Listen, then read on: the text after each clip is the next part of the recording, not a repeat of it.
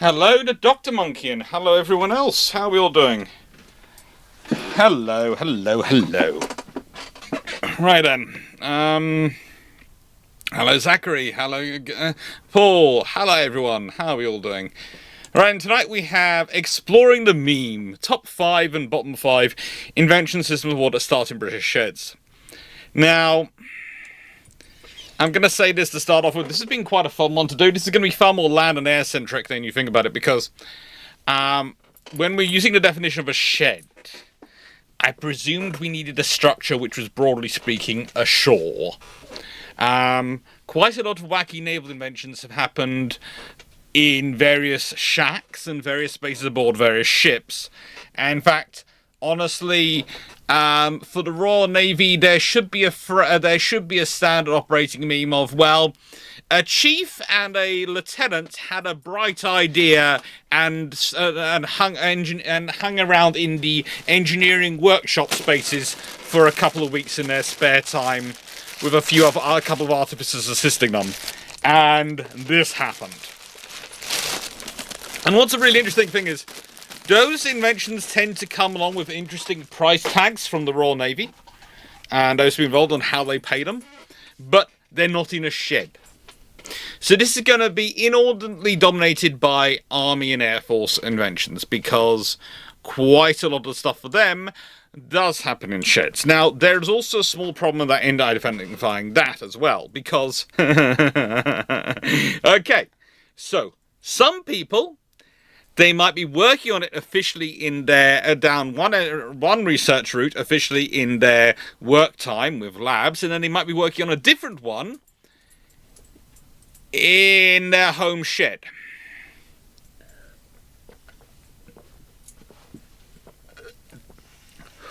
And then the home solution becomes the actual main avenue of research. So, this has been a bit of a nightmare. It's kind of like the food one coming up. I have got together some rough ideas, and I actually haven't numbered them. I haven't numbered them because I thought what we'd do at the end is you could tell me which at a time. You can number them 1 to 10 yourself. And that's going to be the thing. Whole way through, I want you to jot down the jot down the inventions. Brain will engage in a second. It's been a fun day. Before I went live today, I spent the last hour and a half hunting for new toilets. Okay? Please note, the brain then has to go from hunting and ordering and procuring toilets to doing this. So if there's a bit of stuttering going on, I do apologise, but brain is just jumping from one thing to the other. Ended up going with a very nice toilet, I have to admit. It's going to be a lovely toilet. The joys of adulthood, what you spend 90 minutes of your life doing. And you think about it, it's actually quite important because you're going to use it quite a lot. But leave it at one side. So what I want you to do is I want you to jot down the inventions I mentioned, and I want you to number yourself them from 1 to 10. With number 1 being the best, and number 10 being the least good.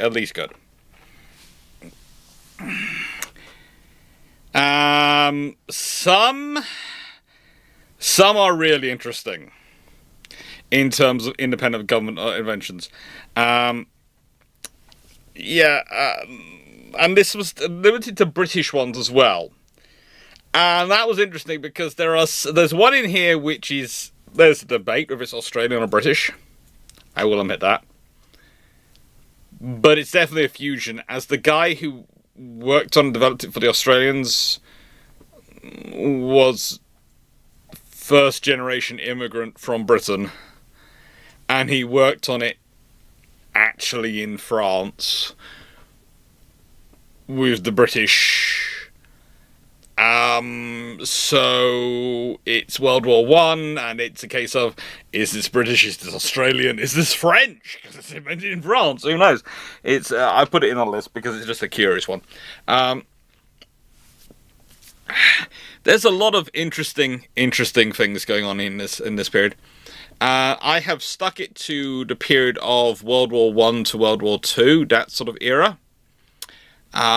Mostly because once you start going further, the amount of randomness goes even more, and it gets even more confusing. You have to remember, the shed fulfills for many engineers and scientists in this period the same criteria as a really fancy computer and all the latest modeling and design software.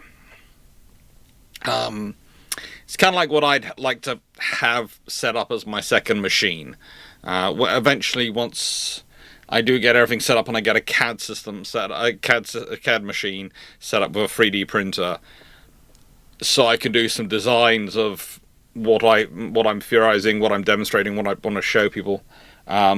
You'll probably start to see a lot more of that. There are all sorts of plans in the future for what this channel's going to grow into. There's a green screen arrived, there's 3D printers planned for it, and all sorts of things which are coming up, and there's a whole idea about getting a third monitor for this machine for the streaming system, and another machine to do all that sort of design work. But basically, yeah, this is what we're dealing with. We're dealing with the people who go home and tinker because they don't switch their brains off.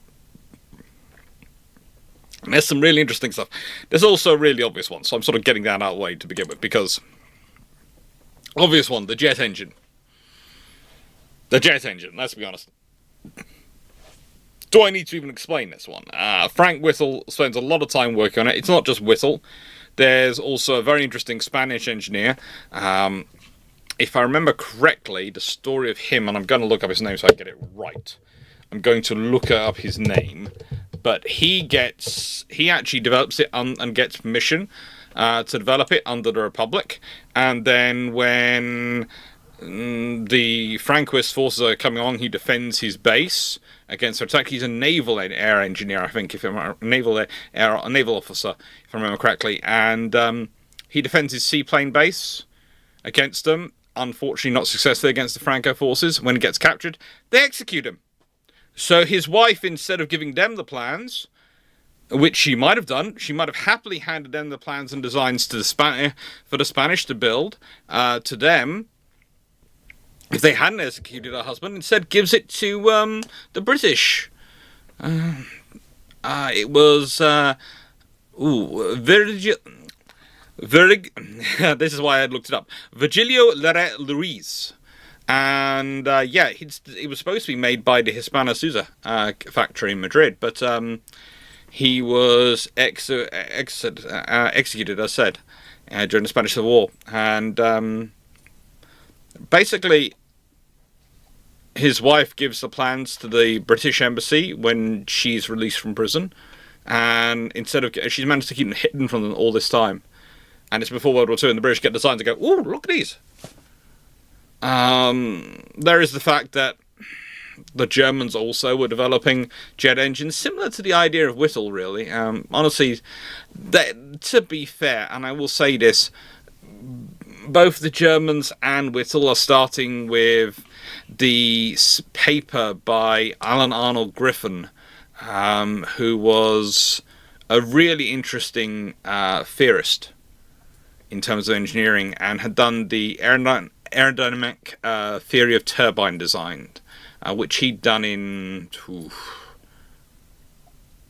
1920s. I want to say. Keep being tempted by 5, but I think it was 6. Let me look up my other notes, because I've got my Spanish engineer notes sitting next to me, and look up my ones. Yeah, 26.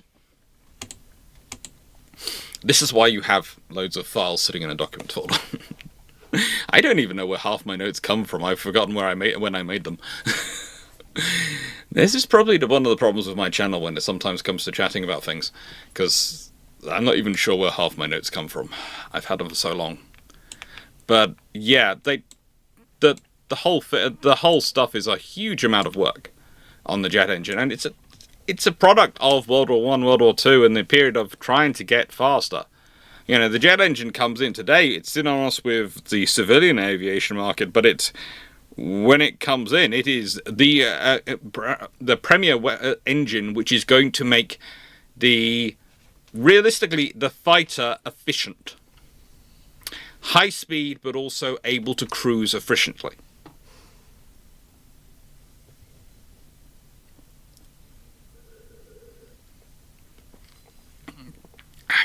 Can your picks have joint places? You can do that, Knight. You can do joint places. The atomic bomb, that's... the tube alloys project is one of the few projects which doesn't include much taking it home and working in a garden shed. But that's mostly because the material and equipment needed involved pretty much precludes it. Most of it is done in a university shed, and at a certain point, that's not really an option. But there are some interesting things there. We need a live on Grand Theft by Warship Cruise. That would be fun, Wayne's World Attack. But seriously, that's quite expensive. Let's be honest, there was the video I did earlier this week, which has done really badly because it came out so late because all the things modifying, but I wanted it to come out that day. So I sort of didn't bother too much. Which was, the Dutchman who managed to capture €1 billion worth of silver off the Spanish. Peter Hein? That's a successful, that's Grand Theft Warship style.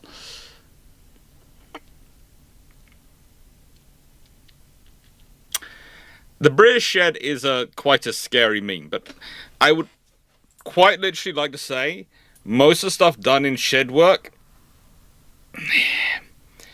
it's usually done in the shed because you need space to be able to do it privately and develop it. And usually the people who are working on this, I would say, are individuals who work best alone. The amount of people who go off work, it's like, I'd like to put the Spitfire and Frank Whittle and a lot of the work, not just Frank Whittle, but I'd like to put the Spitfire and got the jet engine side, so I'm thinking of Frank Whittle, but I'm also thinking of Mitchell.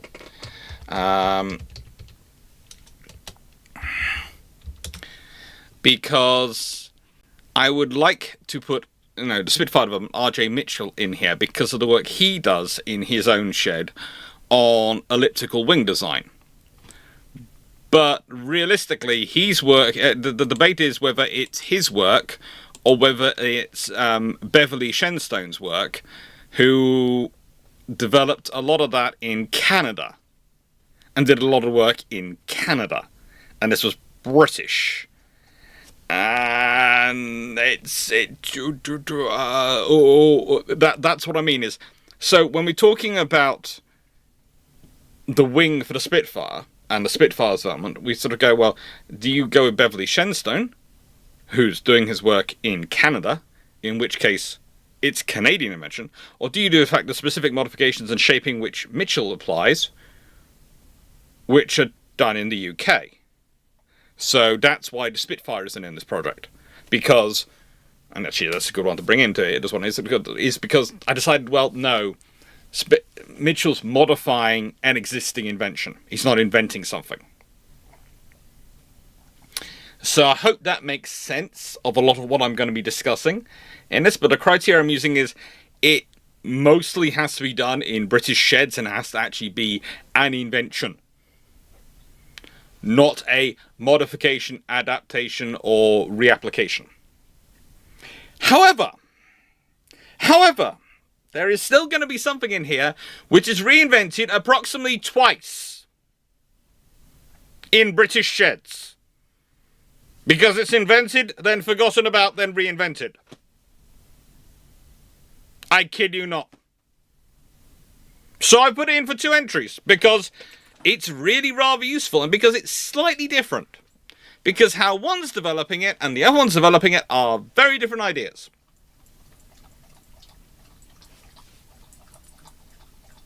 Thank you, camera. Hello. It's fun. It's all fun.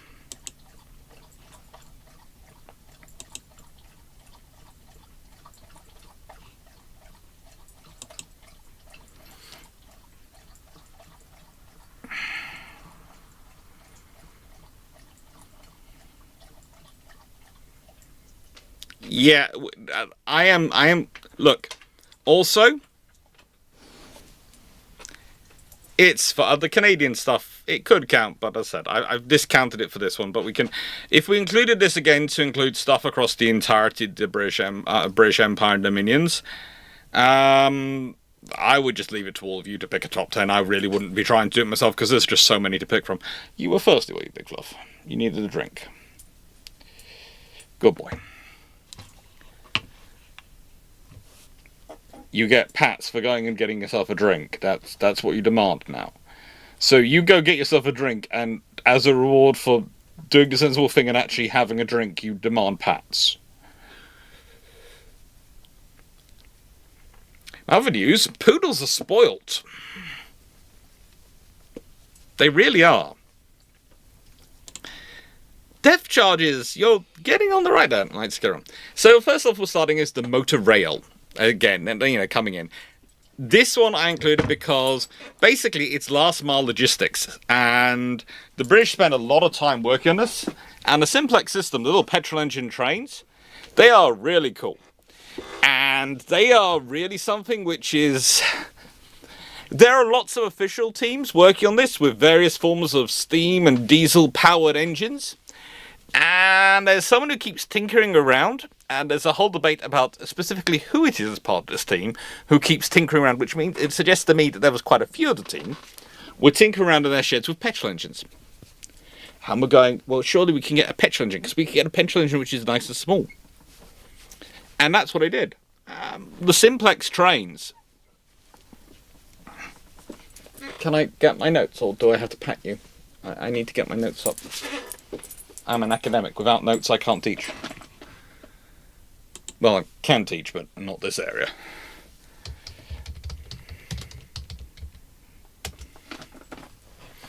Now, these cool little vehicles were produced to a War Department specification. There was a War Department specification. And honestly, a lot of different groups get involved in them. A lot of different groups get in them. But they had started developing... The people who'd started working this had started... John Dixon Abbott had started doing some works, and basically that's the Motor Rail and Tramcar Company. And they do a lot of work that ends up developing towards this.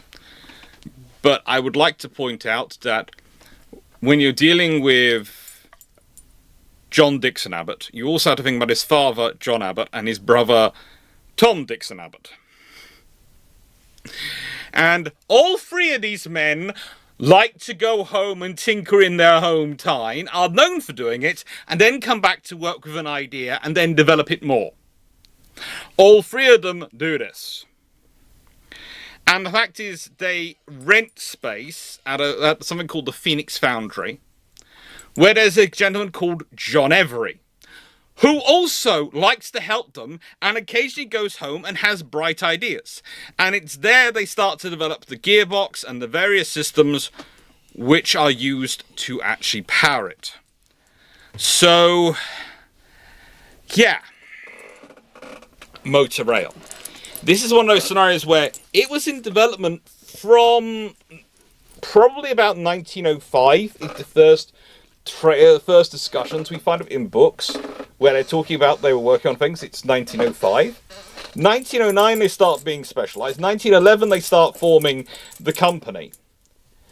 But of course it's World War I when they're being used. And I know it's not really a weapon of war, but it is a weapon of war. It is for war because it's last mile logistics. It's because these trains could be laid down, their rail lines could be laid down so quickly, so lightly, they could travel on such minimal support that they were really, really useful. And the thing about it was also coordinating them. This last mile logistics was critical. There are pictures in World War I of the trains coming up to them, and mostly we tend to talk about the steam trains and the light railway they put up, which is the steam trains, which take the big carriages and lots of carriages. But this kind of line, this very small line, which often did, as I've written, the last mile, were critical. They really were.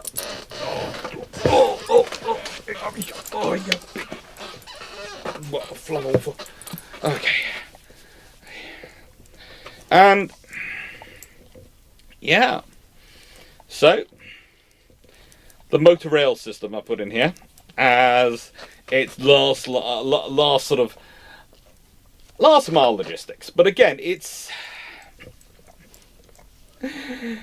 something which is already being developed prior to it. And one of the interesting things is one of the things which caused it to start being developed is the Boer War, and the issues they had with logistics in the Boer War had caused the first discussions, and then they had started to push things forward. And for the British, the mother of invention was actually often the Boer War rather than World War One. It seems a lot of the things which come to fruition in World War One are actually things which were first developed during the Boer War. And I know I'm now currently cut off by the slide, but there again, there's a poodle on my lap. And yeah, it's slowly pushing the chair around.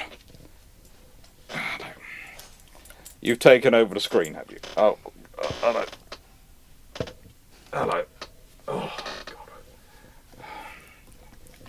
You're such a blooming poodle. You're... There you go. Alright. And again, this is not something which we're talking about really for human transportation, although I did a lot. Believe it or not, this is the armoured version of the train. Most of the trains were open. Completely open, moved along, you were completely exposed. But this is the armoured one, which provides you with some nice protection. Let's be honest. It's going to go on 60 centimetre gauge, 600 millimetre gauge, or 1 foot 11 and 5/8 inch gauge, depending on what you want to call it. And as far as the British Army were concerned, they were spectacular. More interesting for me, though, on this one, is these trains were also used as the basis the British were looking at, the Royal Navy was looking at in the late 1919 era, of if battleships grew bigger and they did have to have 22-inch guns, they were thinking they'd have to have a light railway aboard to help the loading and unloading of shells and the maneuvering of them around. They were actually looking at the reality of putting a light railway aboard the ship. This is primarily a dog stream. Yes, it is primarily a dog stream. Glad you realised that, Malaga. The dog has taken over.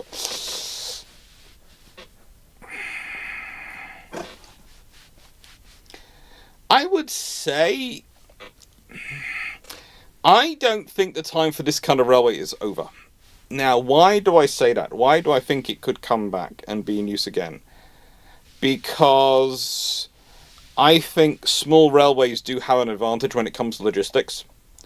They really do. And I think probably we will find as time goes on, especially with what we could end up doing, if you're talking space, etc., that railways could be more practical than roadways in in a lot of environments, and some of the extremes of gravity environments. I really do. Poodle aside of naval history, yes, that's what the poodle feels it is. You haven't been up in my lap for one of these videos for a long time, have you? No, there you go. This is why I need to look up. This is why when I'm looking for a new seat, I have to look for one which will take about 180 kilograms, because it's you, me, and also turning motion, because you like to occasionally turn the seat round. That's what you have to account for, isn't it? Thank you, Jacob, for having subscribed for 33 months. Very cool of you. Thank you. Now, after the motor rail, we get to the Sten gun. Now, the Sten gun is kind of a obvious choice to pick. If I was going for post-World War II, there's also one of my favourite rifles of all time, and also one of the most accurate sniping rifles ever made. But the Sten gun is basic classic example of a lot of people have set the task of making the most efficient, minimalist weapon you can possibly make. And it's an ongoing project by many different people to take it home and make it simpler. The Sten gun is one of those... Let's put it this way. It's often quoted at the moment that Elon Musk has come with the idea of, if in doubt, cut part numbers to make things better. And I know he's famous for doing it with his rocket engines. Well, the Sten gun does it as an actual gun.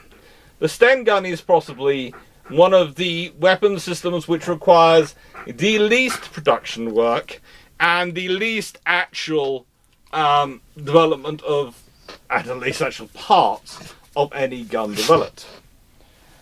The interesting thing I've seen, though, recently when I was doing some of the research to modernise my notes on this, because I had notes from this from years ago, were that a number of people who've been working on have decided that the Sten gun might be a good candidate for 3D printing. Yes. The Sten gun, because it is so simple, it can apparently be 3D printed. Whether it can be used or not is a different matter, and of course there is a very big difference between I can 3D print a model than I can actually use make a usable weapon system. But yeah, that's the Sten gun for you. It's a product of need. It's a product of the fact that, honestly, when you are mass mobilizing forces, there were two things which went through the British mind. One, that the rate of fire and accuracy of fire of the rapidly conscripted forces was not going to be the same as the professional forces. It just wasn't. They knew that from Model 1. And two, with all the heavy equipment like radios and other things coming into service, you needed a weapon which was as light as possible, but which was going to provide some with the support they needed. The idea of using 9mm ammunition was, again, a way of making it lighter, but making it still have an impact. And, again, it's a very useful system. Hello. Oh, where do you want to go? Oh, go on. Oh, oh. Ow! Why always the same spot for your launching pad? Why? Am I going to have to start doing a Michael Clapham wearing a cricket box?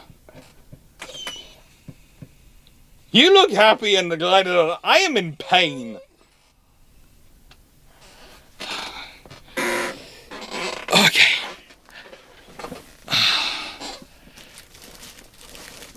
Now, the thing is, the problem about the Sten gun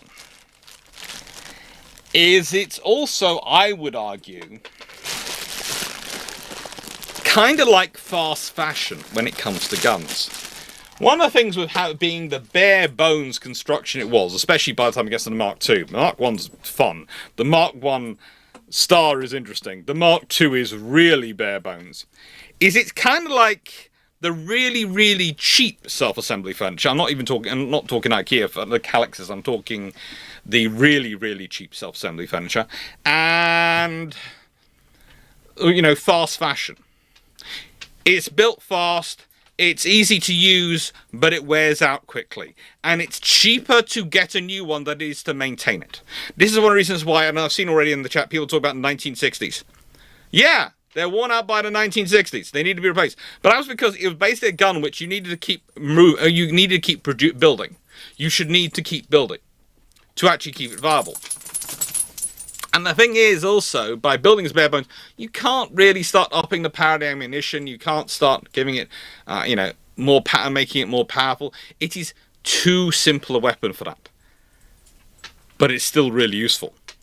Still really useful. Jacob can comment in Twitch, hello Twitch, but can't in YouTube. Well, to be honest, the bot's working on Twitch, it's not working on YouTube. I'll leave that to one side.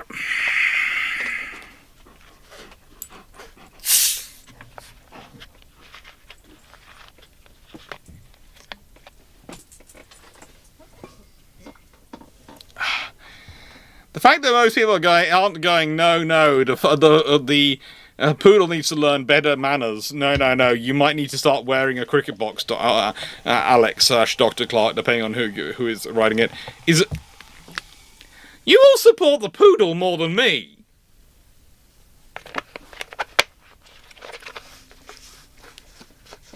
I thought you at least liked us equally. Cruelty. Cruelty to Alex.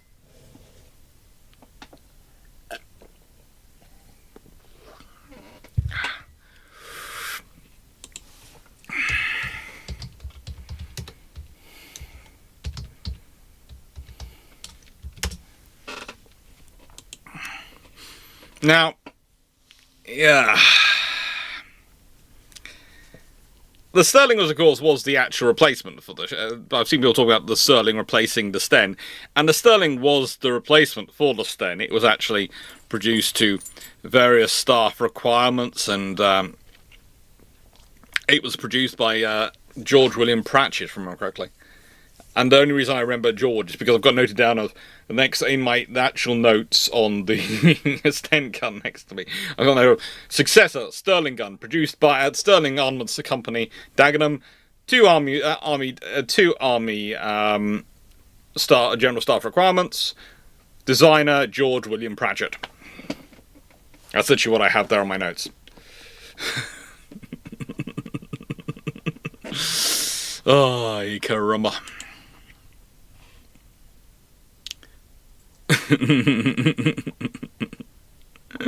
Dr. Monkey. Don't put those ideas in his head. Please don't. I have enough of the ideas that are already in there.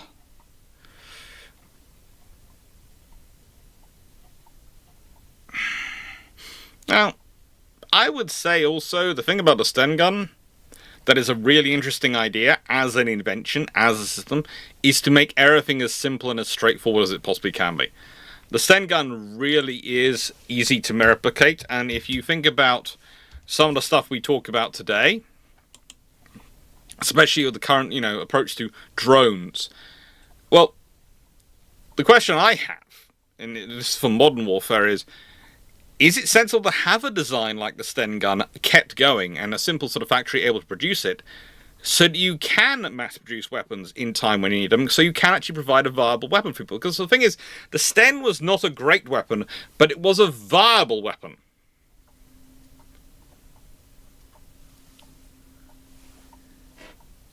That's the point.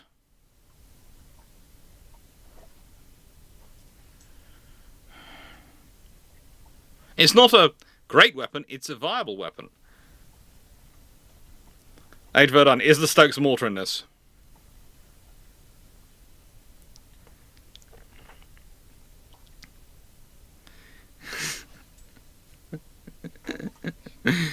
And having something, this is one of the things, again, it's like we're talking about the railway system, and, I was talking about rail. Again, is this, one of the things I've been really interested in while thinking about this, all these inventions working through them, is the idea of, are there certain things, should nations keep the capacity to mass produce very simple but functional versions of things as a strategic reserve?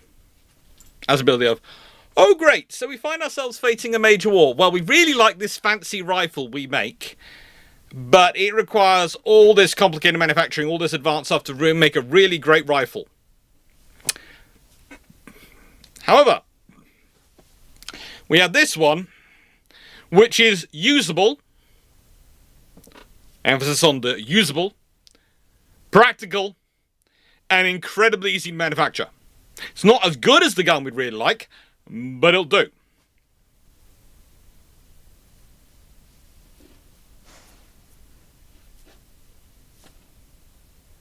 Let's see. I fired a Sten gun, only jammed 5 times in 12 mags. And I could probably tell you what was likely to cause the jam.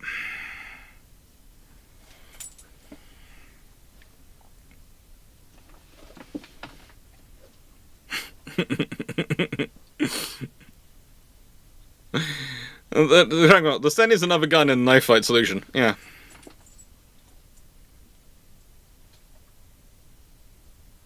Bad spring, yeah. The Sten gun basically has about one part which can go wrong.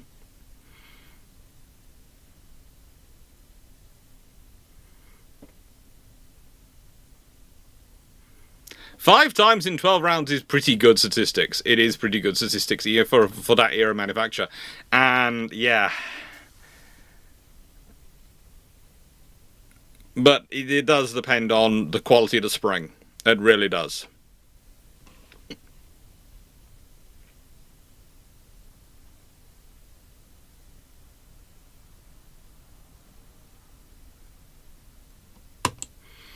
And then we've got the armoured fighting vehicle. Okay? Please note, this is one of those ones which is gonna turn up a lot in this video. Because a guy called Frederick Richard Sims spends most of the latter part of the 1800s, the latter part of the 19th century, producing various vehicles.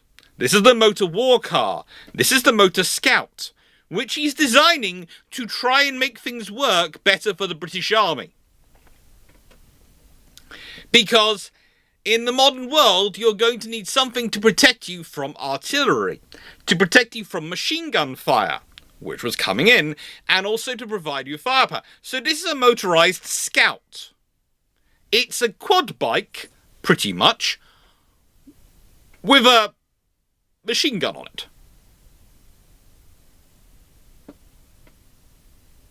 This is fun. This is also slightly a nightmare. This is patented in 1898-97. He is working on these for about 10 years before 1900 even happens.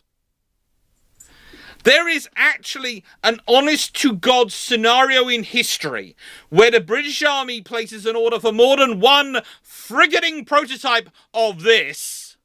More than one. And by World War I, the British have got a full armoured division in service. Not of particularly great vehicles, but they have an armoured division. And we can all imagine what an armoured division in 1914 would do, even if it's not particularly great.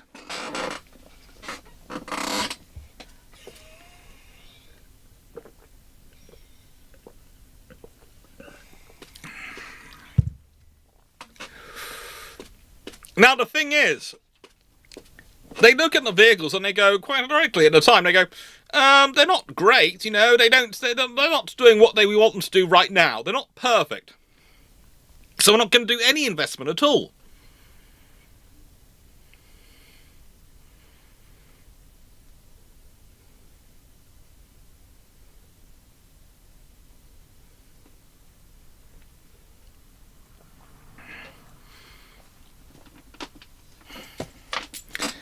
This, to me, is one of the joys of history again, because you can sit there and you can get very frustrated with the people that are making decisions.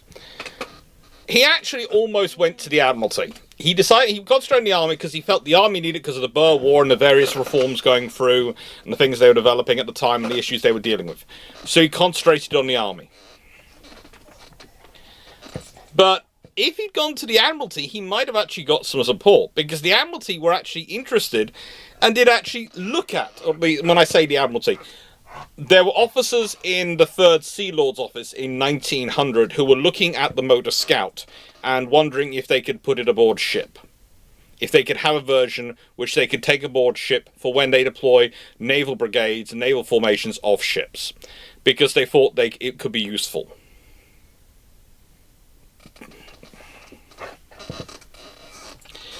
Now, these were all powered. That's the other thing. They were powered. And that's the really interesting thing again, is he was thinking about them as a method of providing safety for infantry, providing mobility for formations. And again, the really weird thing is, the officers who get support from the army are usually the cavalry officers, not the infantry officers. The infantry officers have no faith in it. They are sure they can maneuver well with their firepower and their men will carry their weapons and everything's fine. The cavalry officers, though, who are realising that, frankly, their modus operandi is looking weaker and weaker in the modern artillery, infantry, machine gun fire paradigm that's going on, especially post-Boer War, are actually really kind of interesting and interested. And a lot of work he gets on development is that. But what happens in the end is it goes nowhere. There's no funding in it, and so he gets involved in other things. He ends up doing a lot of development. Oh, good lord, what does my God, there's Frederick Richardson. Look, I want to look at my notes, and I know you're lovely and you're cute, but get down. Thank you. I do want to look at my notes.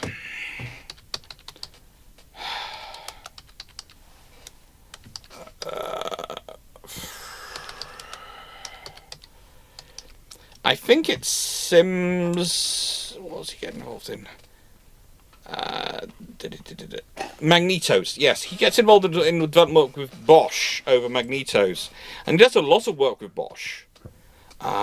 His initial company venture with them doesn't really work that well, but he does end up manufacturing magnetos and things in England, and he does build some factory facilities up in New Jersey, and he does a lot of interesting work, realistically.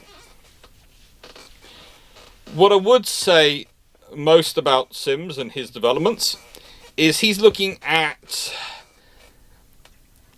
Realistically, he is looking at things which are also going to make the car more accessible. He thinks that if you can bring down the price of cars, you're going to get more people using them. That's what he's doing. And he thinks that if he can get large bulk orders of motorized vehicles from the armed forces, that will bring down manufacturing costs as well as increasing the number of people who know how to use them and are used to them, to the point at which it will make the car far more available for everyone else. He really is a car fanatic, so that's where it's coming from.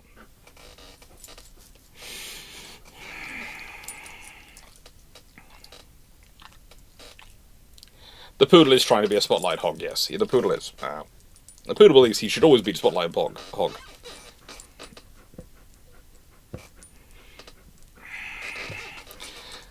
Now, I have to say, this is also one of those interesting... this is not just the what if of the British, it's just like... If the British start investing in this and start growing this in 1900, 1905... Imagine if the Japanese are also fielding them in the Russo-Japanese War. Okay? Imagine what happens with the history of development then. You know, how does Russia react? How does France react? How does Germany react? And how does this change World War I if they've had these vehicles being developed for 15-odd years by the time they get there? Are they going to be the same as they are in World War I? No. Are they probably going to be better than they are when they initially started World War I? Yeah, historically, yes.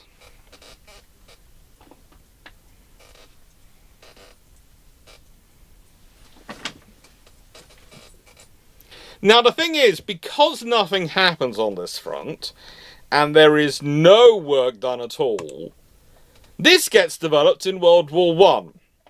And I put this in largely because it comes from the Royal Naval Air Service. Why? Here's what happens.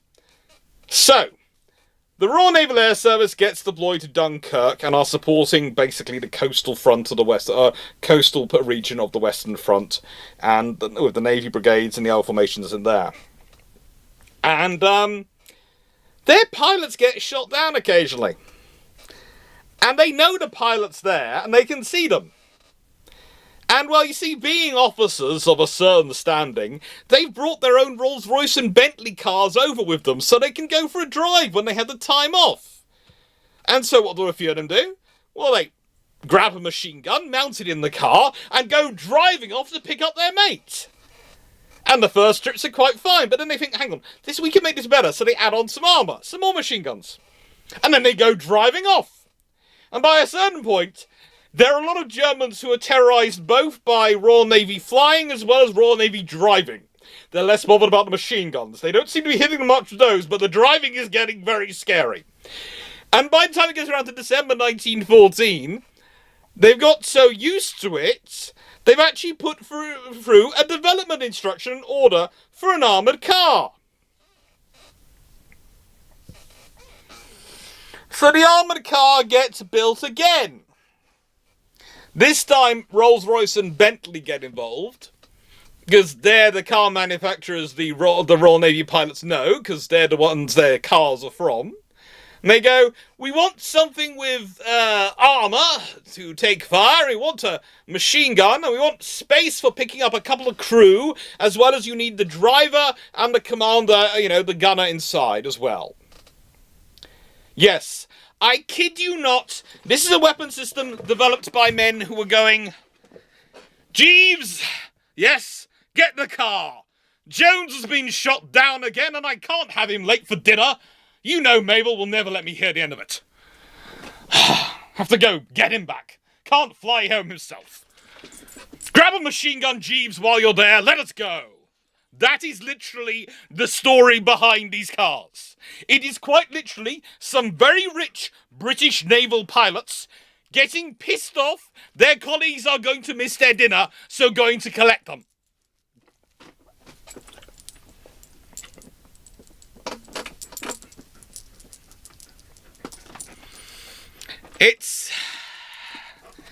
The RN pilots hadn't quite developed their fear of heights at this point, but the most interesting story I've got from this entire period is of a British Army sergeant who used the phrase of, I heard this thunderous noise and then all I can say is a car leapt over the trench.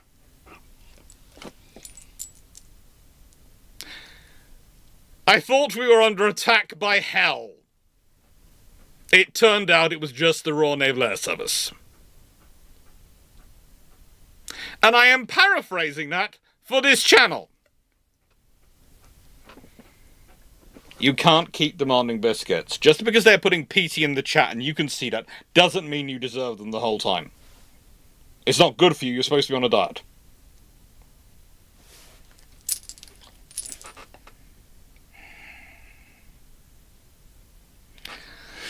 Okay. No more dough. Otherwise your mummy will have my for garters.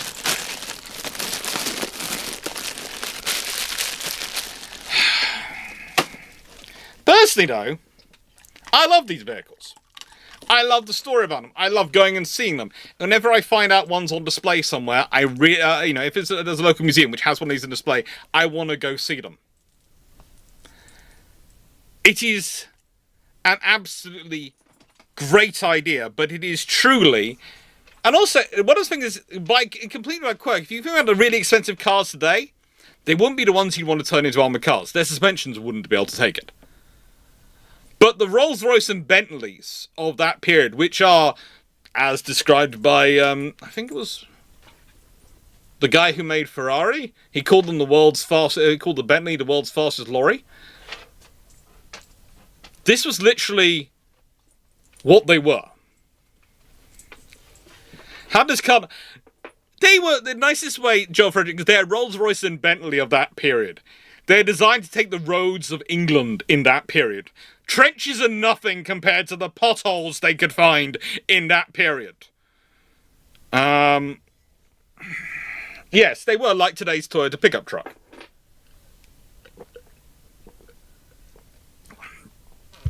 Big, massive engine up front. Didn't develop hardly any power, but did its job. By modern standards. Would practically run on anything which was considered fuel. They literally carried a spare tyre outside, and there are reports of them carrying out tyre changes in the middle of enemy territory at certain points. As a rule, they usually only ran into no man's land, but occasionally they went further. There was occasional jokes by the Royal Naval Air Service that they were the ones who got closest to Berlin for about the first 3 years of World War I.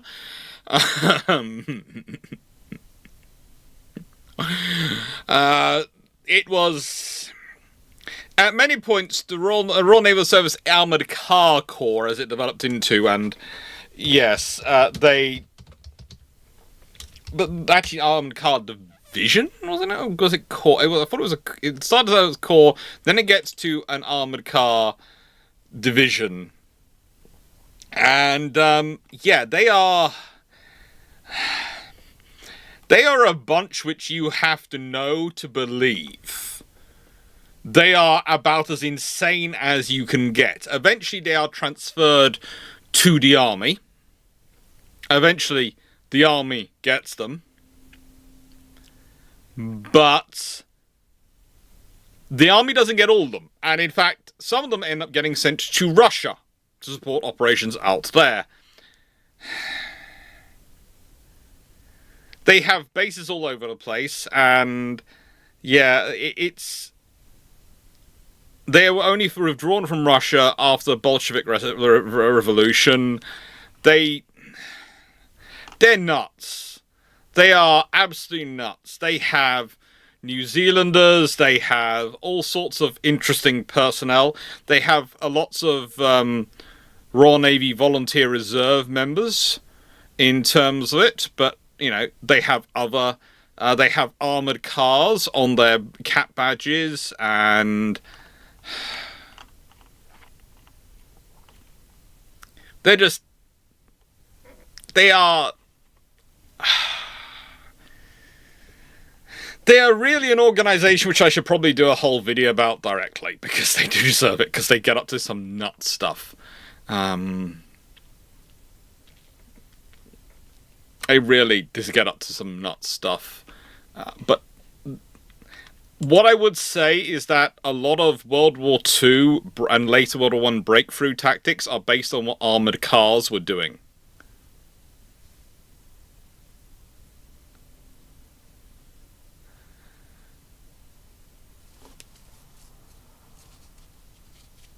So typical landing, yeah, they were typical Royal Navy landing, by the way. Yes, they're the reason. I think armored cars are Rolls-Royce armored cars, and what the Royal Navy has got up to are the reason to this day the Royal Navy is not allowed to buy Toyota trucks and use them aboard ships. And when I say this, I'm not joking. There have actually been times when the Royal Navy has considered buying vehicles for larger ships which are going to go into into ports, so they would have a communications vehicle to take ashore for disaster relief, etc. And they were looking at Toyota pickups, and they've looked at Land Rover Defenders and all sorts of things, and consistently they've been turned down. And I think it's because of what they got up to in these.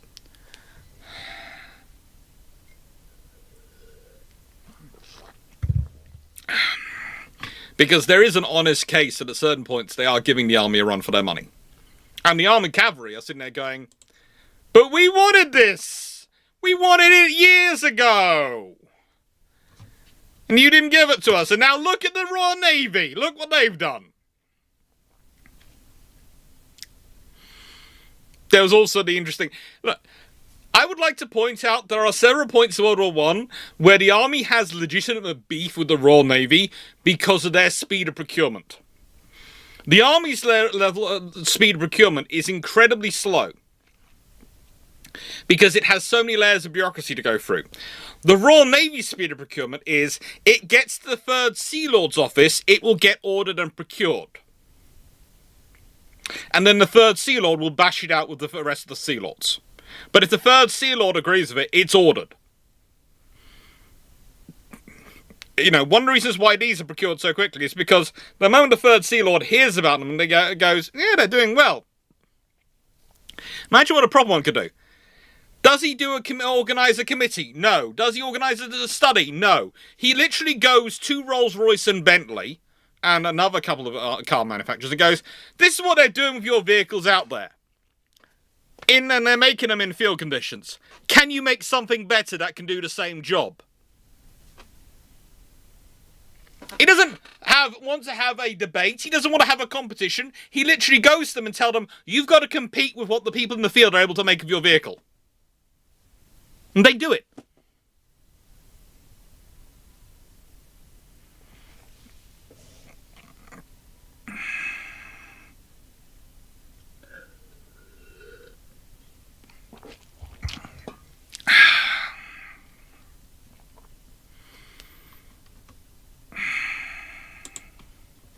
Shane's Book Club time. Part for me to say thank you for liking, sharing, subscribing, support the channel, helping it grow, all those things. It really is nice. And the amount of you who are going, the Royal Navy with Toyotas is a scary thought. They'd immediately have eye patches and cutlasses and machine guns and mortars. Yes. Yeah. The thing is, though, and it's kind of like... What I'm trying to point out with a lot of these inventions is they are often a very simple application of capability. It is literally like someone turning around today and going, so you got some Toyota pickups? Yeah. Let's fit run-flat tyres on them. Let's fit some armour on them to protect the engine and things like that, and things like that. And let's put some machine guns on them and use them as recon vehicles. It's that simple. That's what they're talking about. So the reason I put this and this here is because, well, which is the real invention? Is this the invention? Because trust me, the guys coming up with this are not sitting there thinking about this one, about Frederick Richard Sims. He developed this back in the 19th century. But they're not thinking about him. They probably haven't heard of him. They're thinking their friends are in trouble. They need to rescue their friends. And they need a safe way to do it. And let's think about the first guy who goes out. Because the first guy who literally saw his friend shot down and goes out and grabs his car, gets his gunner from his own aircraft with his machine gun to sit in the car. They mount the machine gun onto it by, I don't know what mechanism, but the phrase is twine was used, so I'm thinking it's the minimum rope and wire they have probably for the aircraft, what they use for keeping the wings together. And they literally race out in an unarmoured standard Rolls-Royce vehicle. The story usually says a Rolls-Royce, occasionally it says it was a Bentley. With just them, no armour, just a machine gun, racing out into no man's land to grab their mates and get them out of there. And it's after they've done it a couple of times, then they start thinking, let's add on some armour. Because it was close as a hole in my bonnet.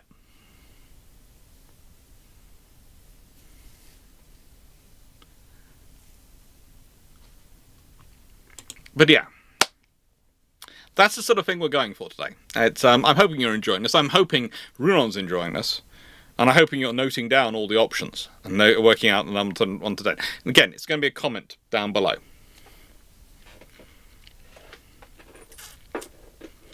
Basically, the machine guns are literally about keeping people's heads down. They are not about accurately targeting anything. And these are machine guns which don't do accurate targeting. If the Royal Navy starts ordering small remote turrets, look out. If the Royal Navy has a relationship with a Toyota dealer and starts ordering remote turrets, then we all cry.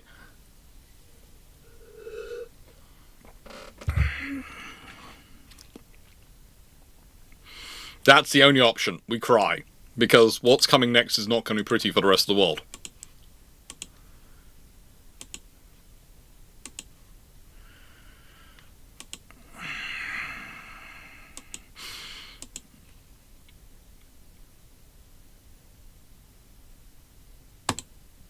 So, here we have the Jam Tin Grenade. So, I would say functionally, potentially an IED. But basically, what happens when, and I kid you not, you leave far too many Australian New Zealanders alone without enough, how do I put this, grenades, but are deciding to develop traps. They tend to use pressure triggers. They would leave them on the bodies, various other things. And, well, basically, they didn't just stop with grenades. They also used the jam tins to produce mortar shells. They produced all sorts of fun things using them. And basically, the entire idea is you find some explosive, whatever you have that works, and, well, you start building this up. You'd have a small can inside a larger can. The inner can would be filled with explosives. The outer can would have metal fragments, bearing balls, anything they could get, which would be shrapnel. And they produced two versions of these, which a smaller one, and a larger one, depending on what can size you are using.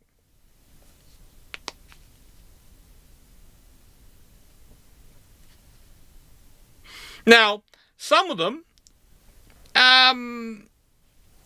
were... how do I put this? Some of them are used in very interesting ways. Okay? So, you know, there is a reason why in the war crimes you're not supposed to chuck a load of food over to your opponent and then chuck some grenades which look like food. In the war crimes list. That's because of these. Okay? Literally because of these. Good luck, Runon. These caused fun.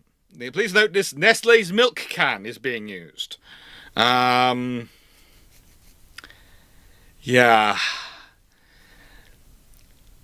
They had lots of ideas about how to and how to make them. And honestly, calling them one system or one design is not really being fair. I would say, though, one of the best sources I've found on this, and disturbingly good source on it, is the US Army, because the US Army has put together a lot of manuals over the years looking at certain types of warfare, including, well, I'm going to put a link down below. And if you want to learn more about these grenades and how to make them, the US Army has told everyone how to do it. Not me. I'm just providing a link. But I am providing a link. But it's to the US Army. Lord bless them, they provide links to everything.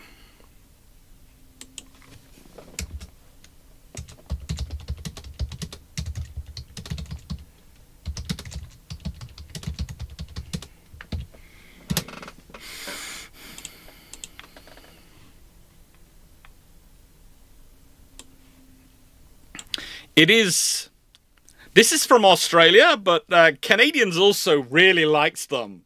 Yes, the Australians use them to booby trap, and I should say New Zealanders also does. They like to use them to booby trap trenches, bodies, all sorts of things, especially in Gallipoli and the Middle East and various places.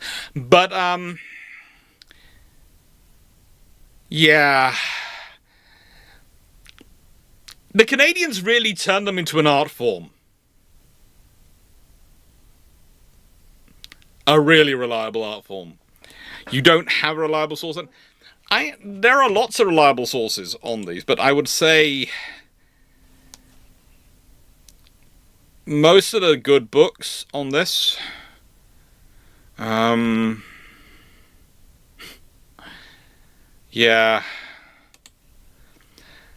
The other one, if you want a really interesting book, there's Campbell McCutcheon's Home Guard Manual, published in 2006. One of the books published by going through their World War II manuals and publishing it. It's their manual from 1941, and the Home Guard Manual from 1941, frankly, should have been more careful with its publication, because there is a lot of ideas in there.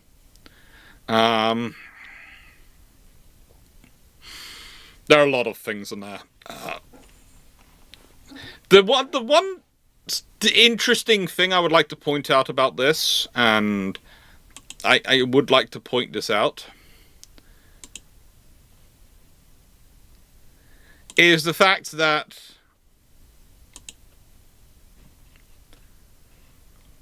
one of the more heavily researched areas where you can find out a lot of study of these weapons done is in Japan.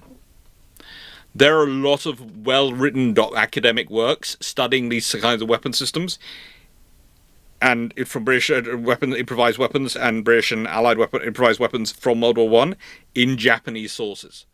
I know because I actually read one of them going through this. I had used Google Translate and translated it and was going through it. Oh, that was also the one which contained, I would argue, the best quality listing of names. And even then, I'm not quite sure about the names.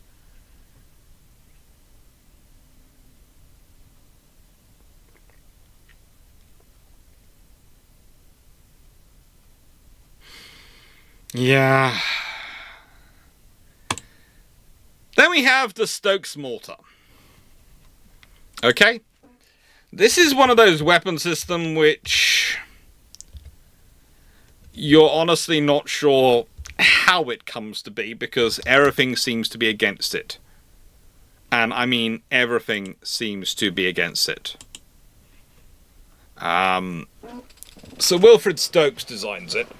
And Wilfred basically is looking at all the issues going on in the trenches and the amount of firepower required by the light infantry and infantry units especially for both defense and offense. And he's trying to work out how to do these things and how to do them better. Now, he's basically looking at getting all the information coming in 1914, and he designs this, and it's officially designed in January 1915, but he's working on it for much of the end of half of 1914.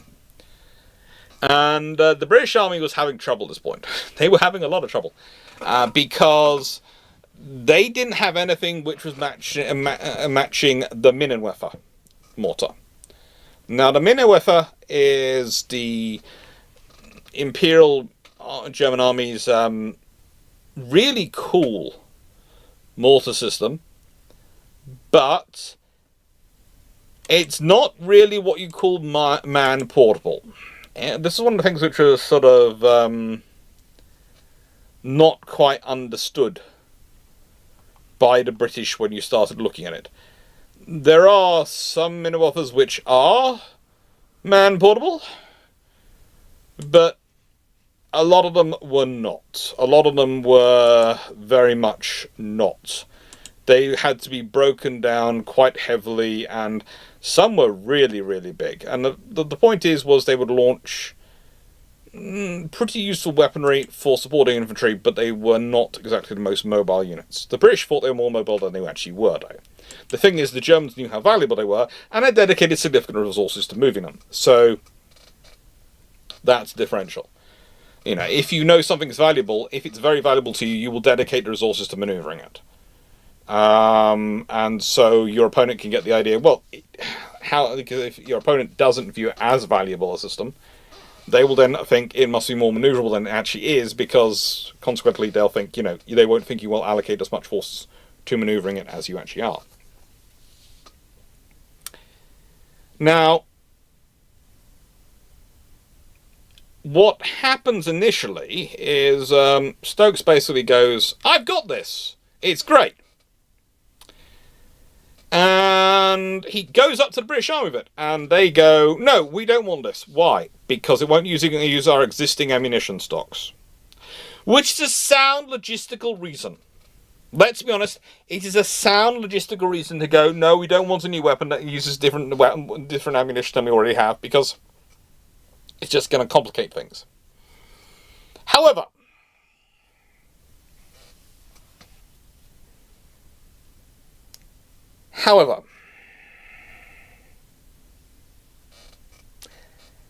David Lloyd George, and we all love a bit of DLG action, hears about it. And he hears about it thanks to Lieutenant Colonel J.C. Matheson of the Trench Warfare Supply Department. And I always have to get that correct, because honestly, he wanders around a bit. And he'd seen it and thought, it's actually a good idea, and you guys are all being very sensible and talking about logistics, and it's all very sensible, but we really need a weapon like this, and it's going to be really useful. And have you seen what trenches are like?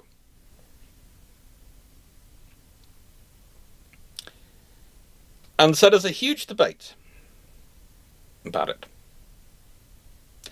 But if you have the Minister of Munitions at the time going behind it, and the Welsh Wizard, aka DLG, is pretty good at expediting things when he wants to. He's pretty good at getting stuff done when he wants to.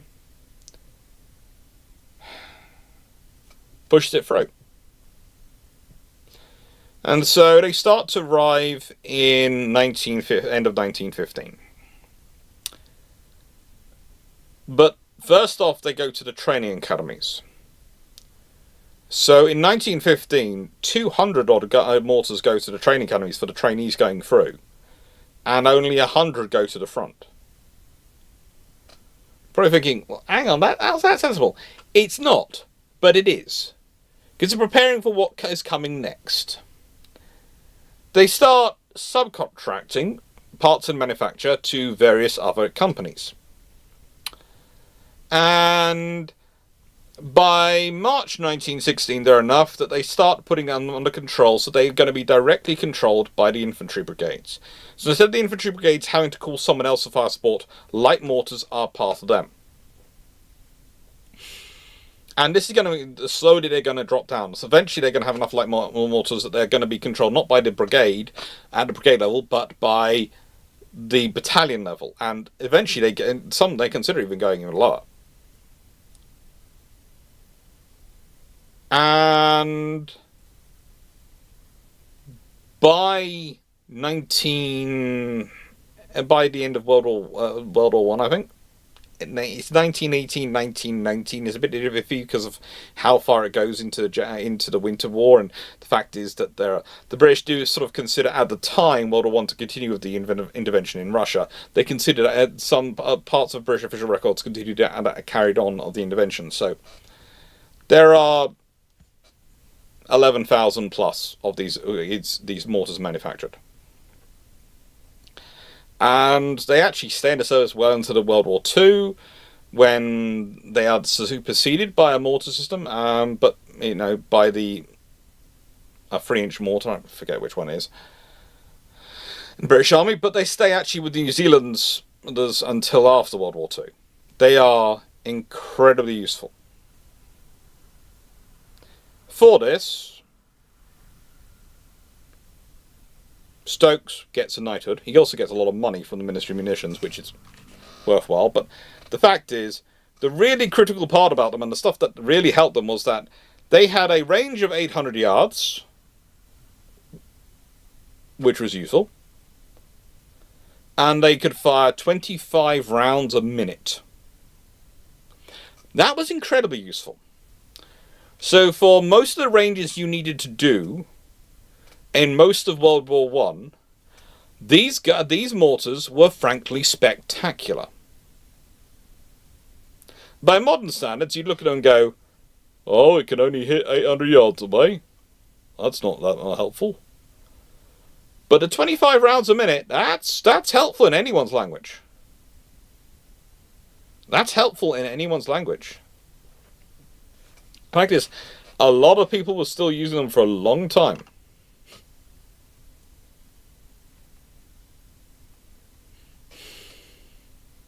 They even developed a slightly bigger version, which was used to fire, poison gas and smoke. And, well, Stokes personally wanted this was a thermite round, an incendiary round.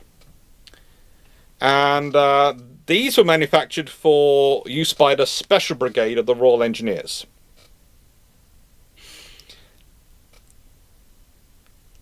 The Royal Engineers are never unhappy to have a special weapon, are they? Let's be honest. Thank you, Knight. You've the Ordnance ML 3-inch mortar. Thank you. No killing. If you're fighting 100 to 400 yards, 800 rounds is max. Is plenty. Yeah, it is. It's plenty for the kind of engagements they were doing. But they get to company level by 1718. Yeah. Yes, there is a debate. Not all. Okay, so they are assigned to battalion, but they do get to company level. I think by 1917-18. You're right, Verdun. But they are not assigned to company level at that point. They are assigned to the battalion. It's just the battalion commanders are going, right, and I have enough to give some to the company. Each company gets some. It's one of those things of, have they been formally assigned, or are they have enough of them? And you have several thousand in France at that point on the Western Front.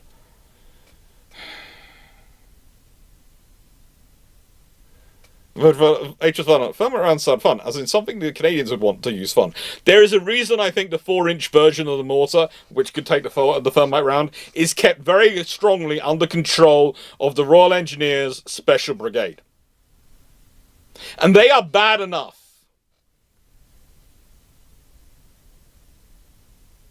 Let's be honest, the other group which could be in here as a separate group, along with Royal Navy officers and various Royal Navy officers and Chief Petty officers when they get bored, are Royal Engineers when they get bored. And don't get me started on the Royal Artillery Corps.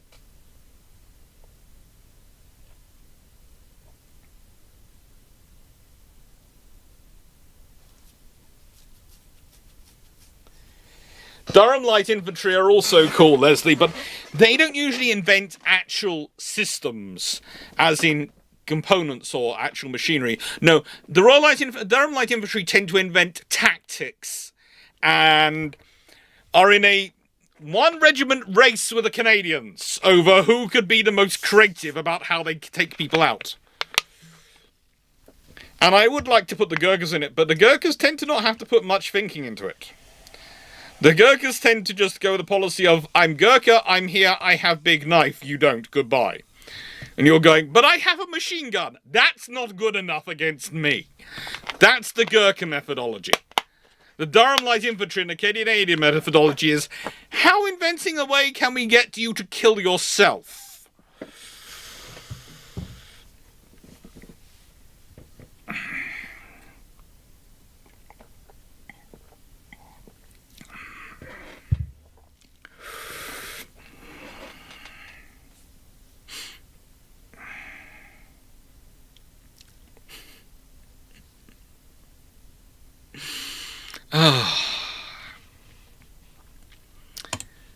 Then we have depth charges. Now, honestly, the depth charge has such a storied development that it's very hard to say it's done in a shed.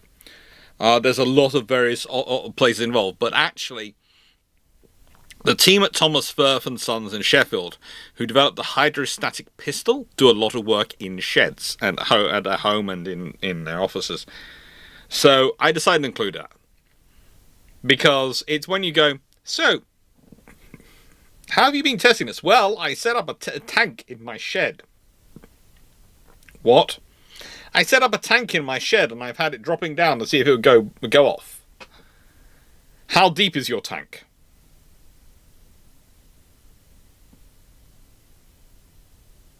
Some feet. How many is some feet? About 20.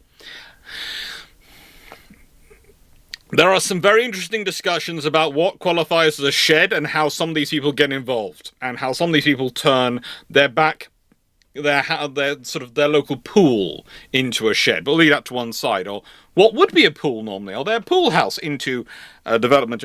It's just, there is a lot of work done on this. It's a whole story, the hydrostatic. And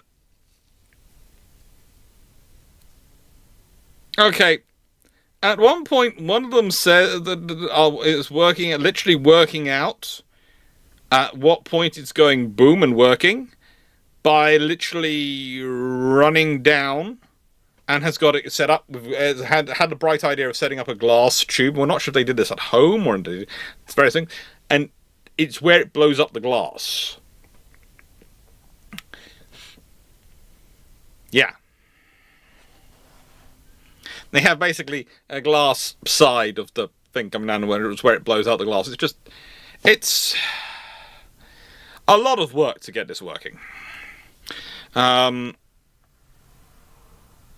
say also the glass theory I only found in one book. So I will clarify that before someone goes, I've never heard it before. I literally found it in one book.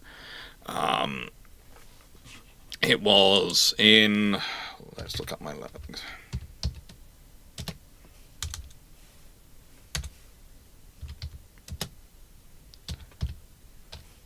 Why do I have so many? Well, of course I'm an illustrator, so I have lots of things kind of begin titled depth. Now, yeah.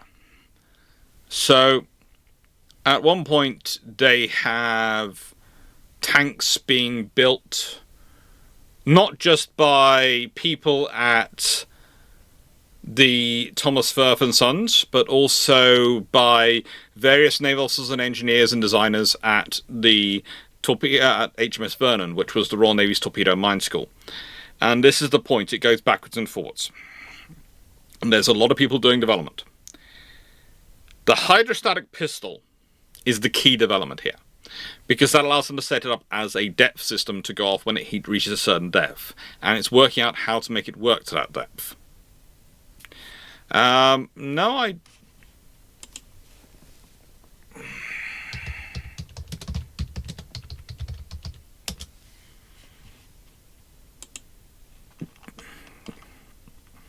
The Royal Navy still has the Mark 11 depth charge in service for Wildcats and Merlins. Night Security Run. I'm sure there was something going on that's still in use. But yes, they still do have depth charges. I don't think they have any of the special depth charges anymore, but yeah. You don't, Powder Monkey, thermite not necessarily is what you want to improve a penetration of pressure hulls. Try and look for the various alkali metals.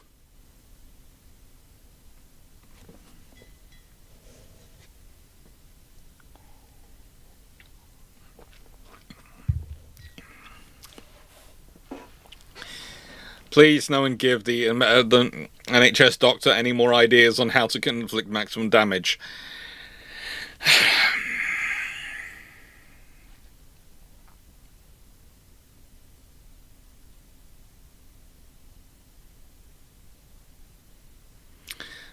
Jacob, if it's just a hydrostatic device and not the whole charge, you can just have a vertical pipe. Well, the reason I know using some charge and was to make it so they could work out how deep it would go. They also did a lot of study, a lot of theoretical study, but again, this is a period before you have, and you have to remember, a lot of this shed work is people going, I have this idea, and it's like the modern world. When you take an idea to people, they want evidence. Okay. Today, when I take in a theory for a journal article or something like that, I can take a whole lot of simulations and I can show the basis of my simulation, the theory of it, and I can use that. That can serve as my evidentiary basis for my argument. But that wasn't available in this period. So your only option is, realistically, if you want to prove your idea, is you have to build it and test it and show it off yourself.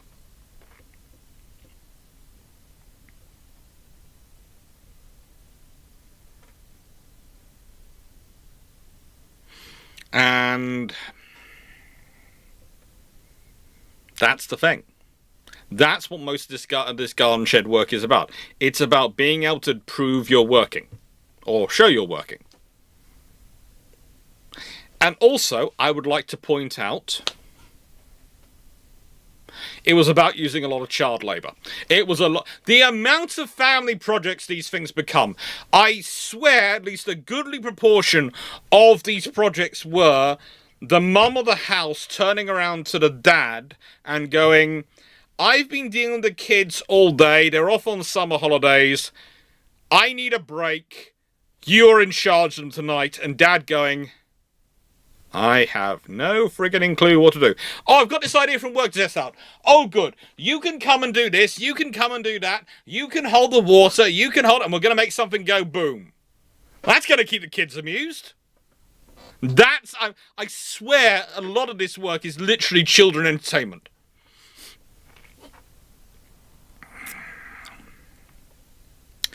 And with the discussion going on depth charges, there are two good reasons to keep depth charges in service. One, if you want to drop something in dumb just to scare a submarine, or to maybe take it out if it's sitting on the bottom trying to play possum. And two, the other reason you want the depth charge is because, if in doubt, Especially if you're dealing with an SSK, being quiet in shallow waters. You want to make it move. You drop depth charges. You don't drop drop a torpedo until it starts moving. Make it give you an idea of what direction it's facing. Because otherwise, if you drop a torpedo in blind and it turns out you drop the torpedo in and it's able to move out of its range quite quickly and easily because of the position, then you've wasted a torpedo. How many of these ideas came from the kids in the first place? This is something you're never going to quite know. But the kids are probably heavily involved. Speaking from experience, I might have done a fair amount of work with my grandfather and my father at various points in my younger days.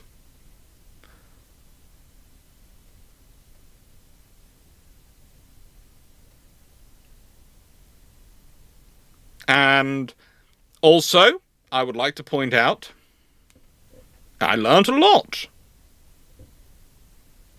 I can keep my old car running because it's mostly mechanical, so I can do pretty much all those jobs myself, thanks to all the help I gave. I can do woodworking. I've got a bench saw back there I use more often than I care to think about, especially considering the amount of stuff it's got on it. I've really got to actually fix the storage in this space so I can have more. I have more storage, actual proper storage, so I don't have to store stuff on top of the bench saw.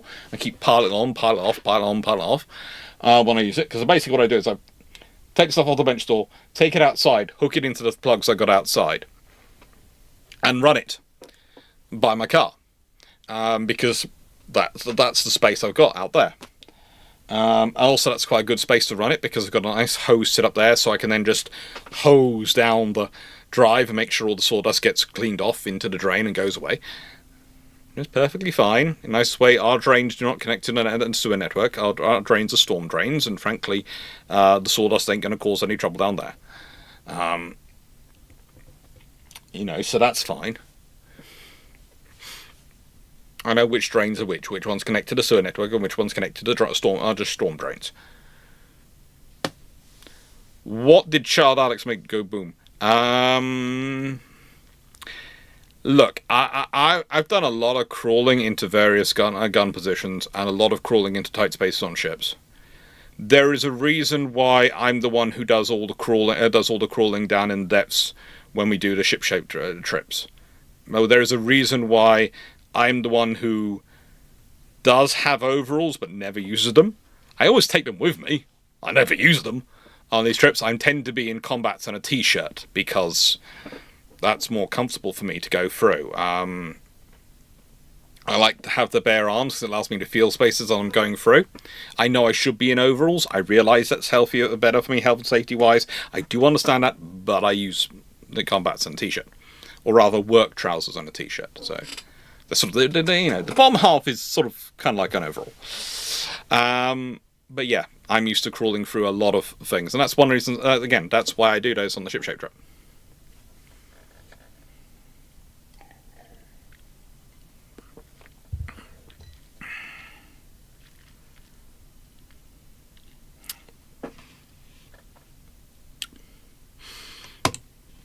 So then we have the bomb. Okay. So here's the thing. The Bletchley Clarke bomb does owe itself to some work done by the Polish. I would like to point that out. But it's an ongoing shed project, because Bletchley Clarke is almost 100% an ongoing shed project. In fact, this is one of the reasons why the British are so friggin' good at hiding stuff from the Germans, is that everything is done in bloomin' sheds, and they're not sure which one's a bomb. All they know is there's lots of these old houses around the country getting surrounded by seas of sheds hidden under trees. And they have no idea which ones to go and bomb.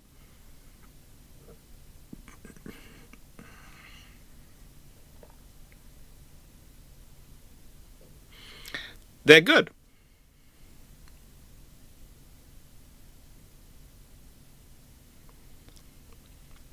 Now, I would say also, the thing is about the bomb is, it is a very early computing device that is basically used to crack today's settings of the Enigma machine. And at various points, the British actually do all sorts of things to add to its capabilities. Like, even when they've cracked the Enigma and they know they're doing the things, and they've cracked the British code, they don't change the British code for roughly 3 months. Because they want to give the Germans the impression that the British don't realise they've cracked their code.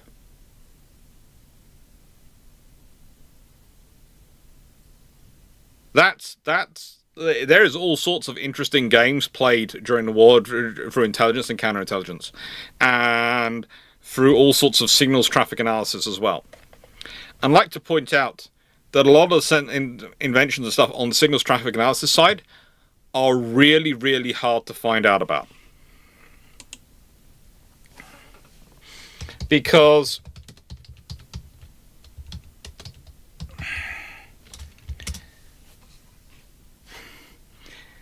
as you might have worked out from signals traffic analysis, it depends upon analyzing signals. It depends on picking them up. And a lot of the equipment we use for picking up those signals, well, how do I put this politely? The techniques and systems around them, because it's also used as communication systems, are, for various reasons, kept doubly secure.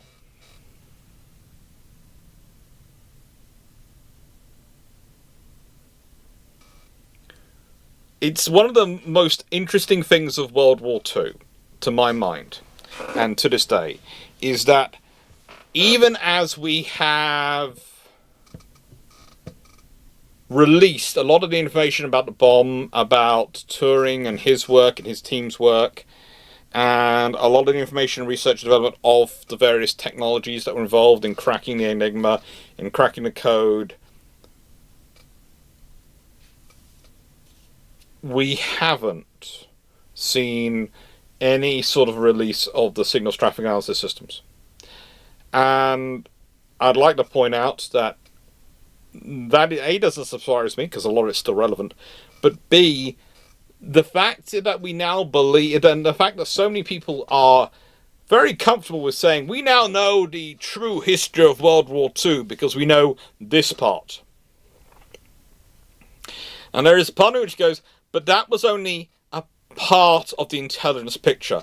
The other part of the intelligence picture, which we know from what was going on, we know from how it's working, the British have a massive lead on pretty much everyone is signals traffic analysis. Why do we know that? Because from the declassified documents we have from the American side, they spent half the war going, for goodness sake, the Brits do this too well.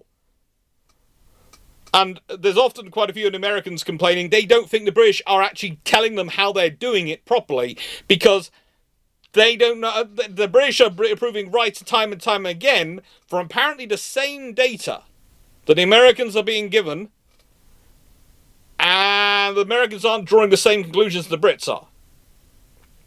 We know this from the American side of documents. So we know there's a huge amount of secret source which is being hidden. So, basically, I'm pointing to this invention, but I honestly think there is a lot more going on. The British were getting very good, very, very good results from signals traffic analysis.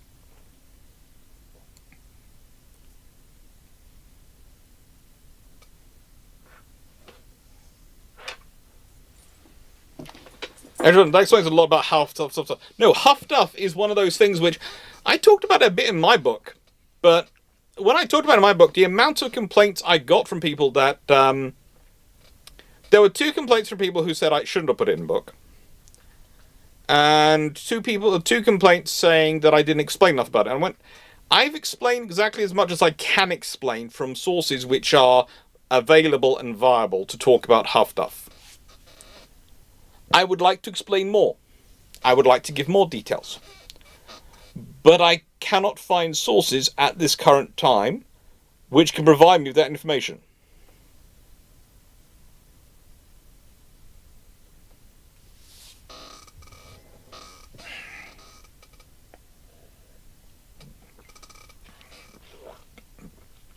And yeah, the whole lie to hide radar. Carrots help you see in the dark.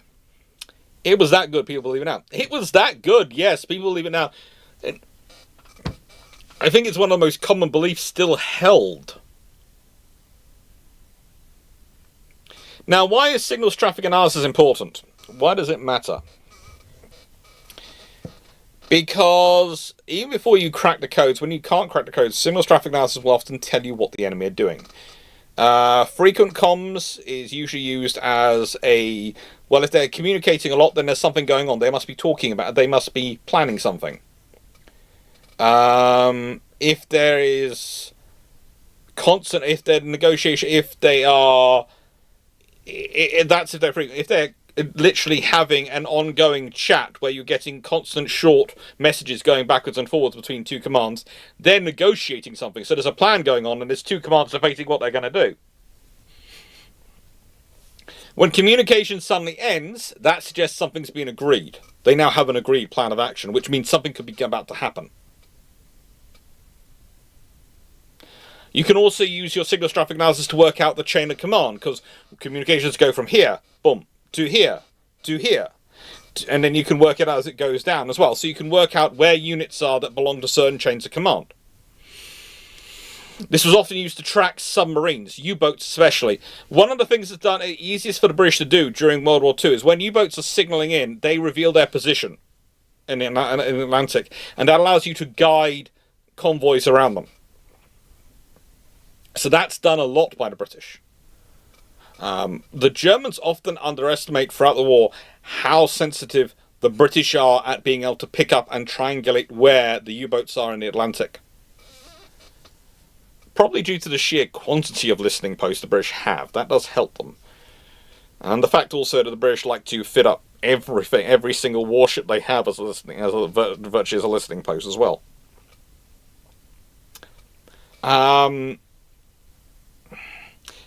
You can also start to work out which commands are involved in which operations by when they're talking and how they're talking. And you can also, if you're listening to the signal, this is considered still a signals traffic analysis, the way the signal is sent from different points can actually reveal who the operator is, and that can tell you their movements, and it can also give you information about where people are moving around. And so, yeah, signals traffic analysis is pretty important. It's a constant thing we have to think about, and it's one of those realities.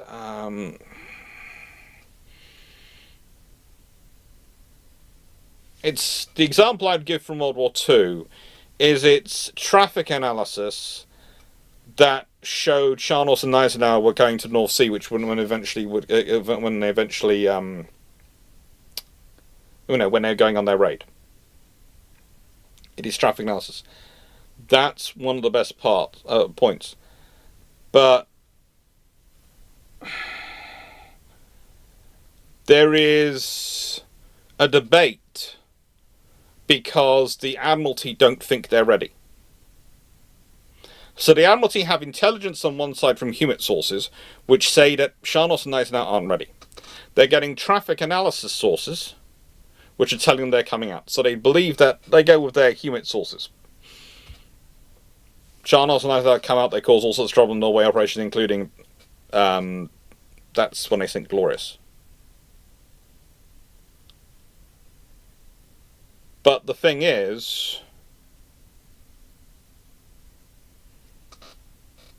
that's the problem you have. You have to weight your information sources, and this is something which goes throughout World War II, I'd say, and World War I as well. You have to remember, again, World War I, a lot of the British information about the movements of the High Seas Fleet, and this, I'm going through my notes, I've got 3 here, naval examples, and I'm going through 2 of them. I just love it. Jutland is the most famous one. I talked about that in the video about Jutland, about how the British were basically using signals traffic analysis to work out where Scheer was. And he changes his name, his code name, when he goes to sea. And that's signals traffic analysis. And that's what leads to that whole thing of where someone asks specifically where his code name is from ashore, because they're trying to be clever, and they're told it's the shore. Okay, then the High Seas Fleet isn't out. But that's because that guy didn't know what he was talking about. He was doing silly things, getting involved, when he shouldn't have been. He didn't realise, he didn't know what they already knew from signals traffic analysis, that the codename always changes when he goes to sea, and the sea codename is currently in use. So that means they're at sea.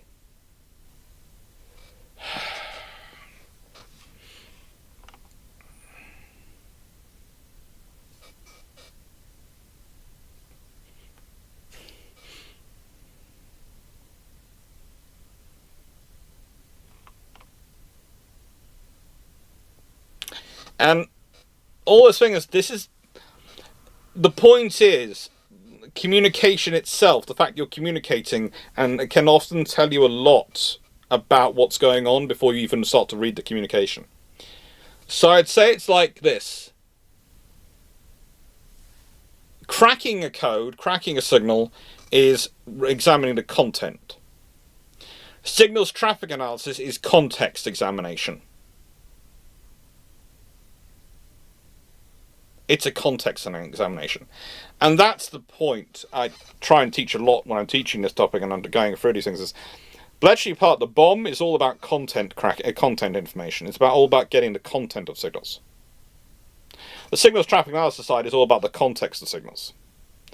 And if you think about it, the content and the context together will give you the full picture.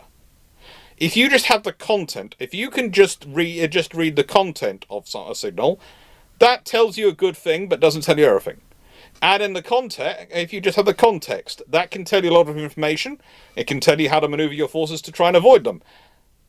But that doesn't tell you everything. It's only when you have the content and the context and you can put them together that you can really understand what's going on. So this is the point, this is about content cracking.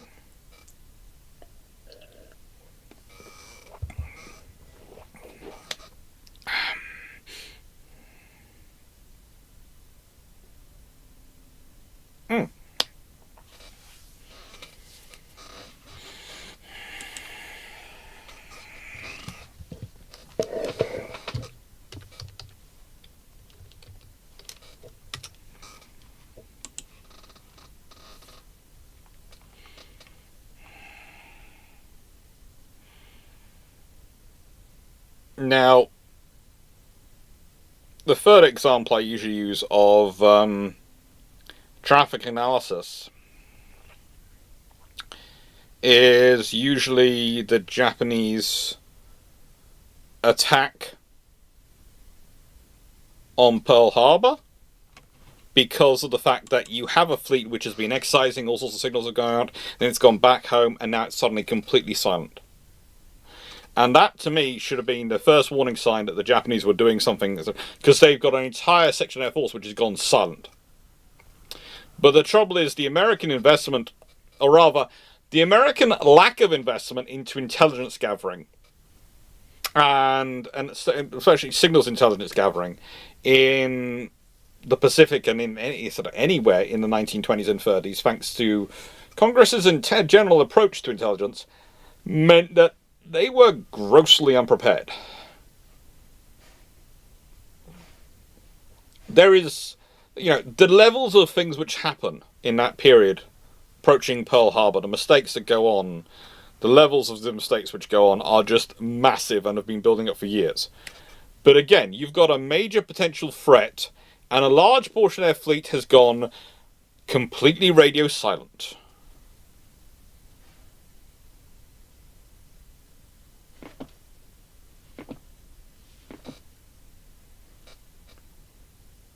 Sorry, Poodle started moving strangely.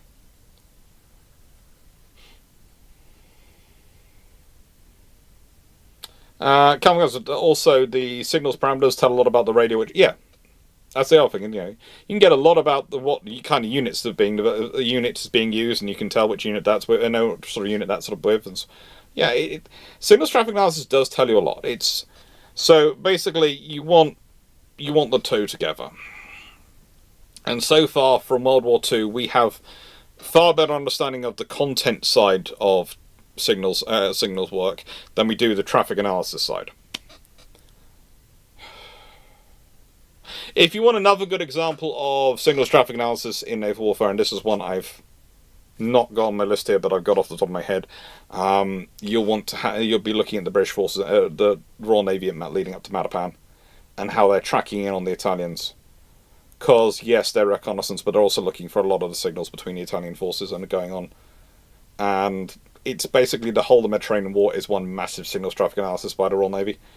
The Royal Navy often doesn't have the people or the manpower to do their own cracking of codes, and if they're going to crack the information, they have to send the information back to someone else first to do some of the cracking for them. Because they don't have a bomb in Alexandria or anything like that. So, if you're in the field, if you're away from if you're on, they're in the Mediterranean or you're in the Far East, etc., you're often your immediate intelligence officers can do signals traffic analysis on the information they have. They cannot do the cracking. So, signals traffic analysis often is a larger part of the theatre and operational commander's intelligence brief, because their intelligence personnel can do that themselves.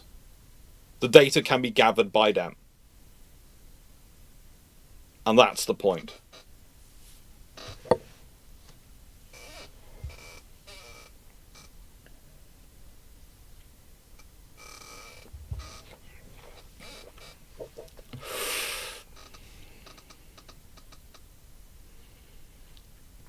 Oh, I was the great example I was given when I was very young, and I was doing this, and I was looking at these sort of examples, and I was talking with, I must have been in my early 20s when I was really starting out a master. No, I'd finished my master's PhD, and because I was at King's. And this was from an older PhD student who was a mature PhD student, and she said the words, "Yeah, signals traffic analysis it boils down to you're looking after toddlers. The type of squeaks you're hearing and the other noises you're hearing give you information about what they're doing. If they're giggling, it's something naughty. They probably shouldn't be doing it. If they're sitting there laughing, they're probably happy and they're not doing it. If you can hear clapping of hands, that means they're not breaking anything with their hands, which is a good thing. If they're crying, they're upset about something. It's time to work out. If they're silent, they are probably doing something destructive and very naughty, and you need to go find them immediately." I remember sitting there thinking, going, that makes a disturbing amount of sense. And also probably why armed forces were quite so bad at getting it, because how many of the people who got involved in signals traffic analysis would have been regularly looking after small children? Because you're going to have an experience to draw that parallel.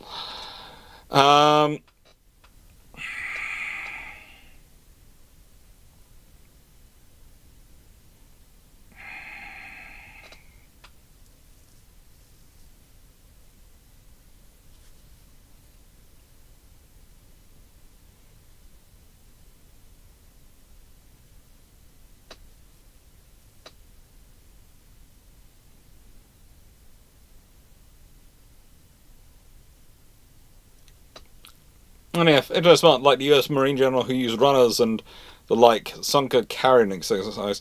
Yeah, that was a fun exercise.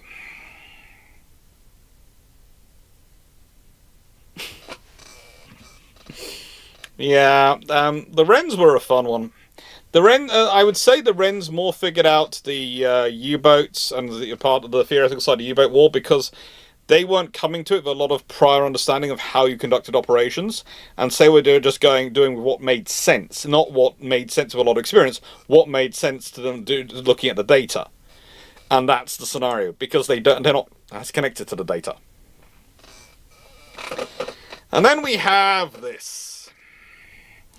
The Telecommunications Research Establishment, okay? Things like the planned position indicators, which, as I've told you, are PPI, basically makes World War II radar so much better. So much better because it can give you so much information, because you don't have it as a fuzzy screen with things, or you have it as a dot on a screen going, oh, there it is. It's that way, and can give you a 2D representation of realistically a 3D space that can allow you to plan your operations and maneuverings around what's going on. I would argue, PPI is what really makes a command control center actually viable. Stafford, so parents and nannies make the best code breakers. To an extent. I'd say it's more a case of it's how you approach and think about these things, and yeah, that made a lot of sense to me when when that very nice PhD student explained it to me that way. I was sort of going, yeah, because again, only born 40 cousins. So before, I got a lot of little cousins, and I'm used to taking care of them. And it is the rule of when the toddler goes silent, that's when you run in that direction. The noise is good. Noise in the background. I can be doing stuff while there's noise in the background. If they're laughing at television, that's fine. Or if they're, happily going along, yeah. If they're giggling, okay, I will watch them because they're probably trying to draw on the wall, which is fine because if you're smart, what you've done is you've put A3 paper sheets on the wall, so if they draw on them, it doesn't go onto the wallpaper. Okay, you get good enough quality paper, you get those double-sided sticky tape things which hold it onto the wall, stick them on them, stuff that you can pull off the wallpaper without hurting the wallpaper, stick it up, it's great. Command strokes, basically. And then they can draw on them, and it doesn't cause any damage, it's fine. And you just take them off before their parents get home, when they're in bed. It's fine, they all disappear.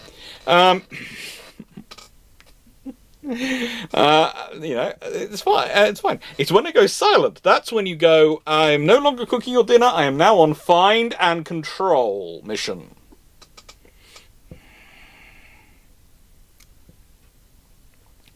But yes, the Telecommunications Research Establishment were an organisation which spend a huge amount of time operating out of various sheds, and so this is another point I would like to make for the whole thing of this is the problem with these people is that they're not technically inventors working in their own shed, but they're working in a lot of sheds, but they are a group working in a lot of sheds, and this is one of the joys you have with this, because some of the inventions of stuff as well happens when it's, we've clocked off for the evening. Okay, I'm just going to go wander using the workshop for a bit longer. I've got a few ideas. What is that? Okay, carry on.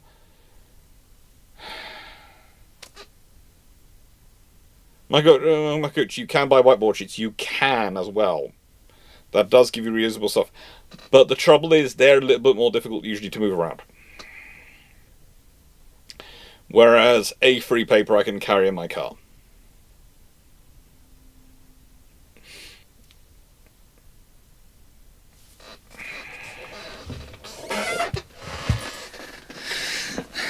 So, yeah, this entire organisation has multiple sets of the sites of sheds around the country, and basically just does a lot of shed development.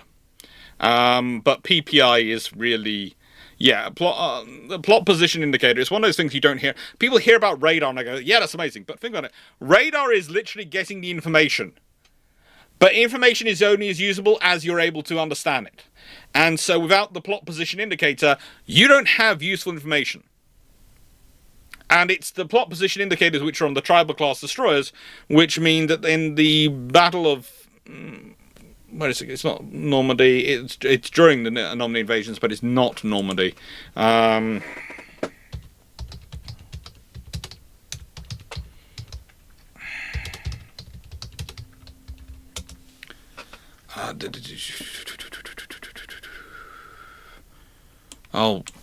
look at my notes on 10th Flotilla. It's in there.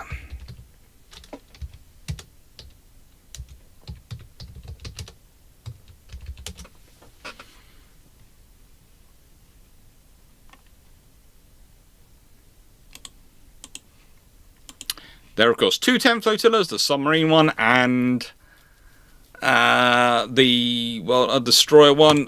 Battle of Ushant. So the Battle of Ushant is a good example of where Basil Jones, who's the destroyer, the guy in charge of the 10th Flotilla, but also the various other officers in there, which of course is, as I've said before, it's Asante, Eskimo, Javelin, Haida, Huron, and Tartar, and Piruin and Byzantia. So 2 Polish, 2 Canadian, and 4 British destroyers, 3 tribals. Well, now 3 British tribals and 2 Canadian tribals. Basically do their duty of whacking anyone who wants to try and interfere with the Normandy D-Day landings. Because of the PPR, the plot position indicators, they're able to maneuver themselves in the dark and actually work out where the enemy are and work out where each other is so they can actually match their route. The interesting thing is the debate of how many of those vessels are actually fitted with PPI. Because for PPI to work, you need a rotating fixed frequency rotating radar, which not all of them are supposed to have. But more of them are listed as operating under PPI control than are listed than actually supposedly have the radar which works with PPI. But then you find out that there was actually a field modification going on where the Navy were managing to invert radars which were not supposed to be PPI into PPI radars which could work with PPI by basically substituting parts, because the engineers realised that if they got the parts, they could convert the radar rather than having to wait for the new radar type to be fitted. And they could do it themselves. It was preferred for it to be done by people who are proper technicians in the yards, because they would do a proper job, and they do it perfectly. But quite a lot of Navy chief petty officers and naval engineers thought, frankly, it's better to try and get something working that works at 80% or 90% than wait out for something to come around which works at 100%, and all we have to do is get some spare parts. And to get the spare parts, we buy a crew from the ship which has that component, some extra alcohol, and they drag some spare parts across. Usually that's how these things happen. So, yeah, a lot more of them are operating with PPI than we're supposed to. And that's one of the reasons why that turns into quite an interesting battle, where basically the German losses are fairly massive in comparison to the British ones, and they get beaten off conclusively.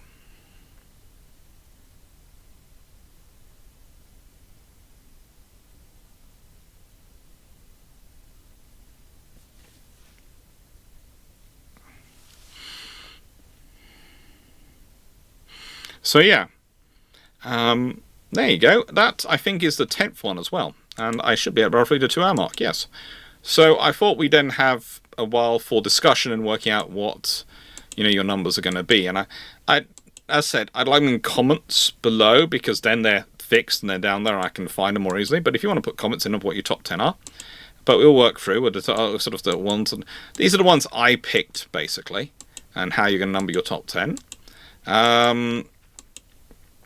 We have the jet engine, we have motor rail, simplex system, we have the Sten gun, we have the motor war car, and the armoured car, because both are invented.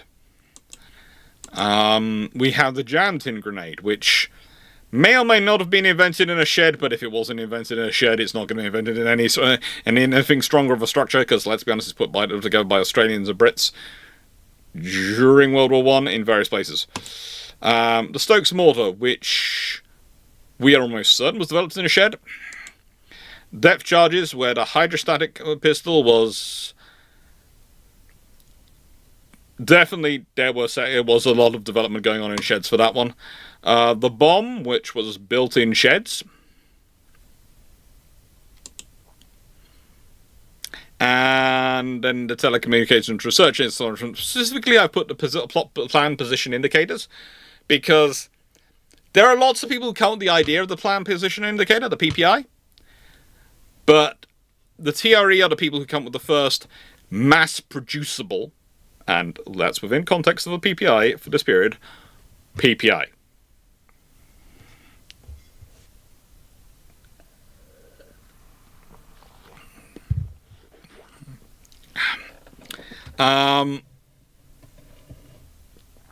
Barnes-Wallis also should probably be in here, but I was asked to pick 10, and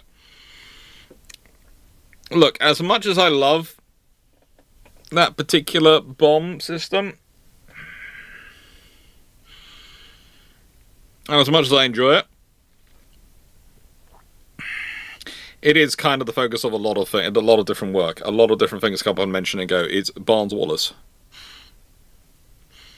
And yeah, I thought before the jam tin grenade was a field expedient in the trenches. It was, but let's be honest, it was invented by someone who had a bright idea. And it worked rather well, and at certain points they're more common than regular grenades. I mean, not brigades, grenades. Why did I say brigades instead of grenades? I have no idea.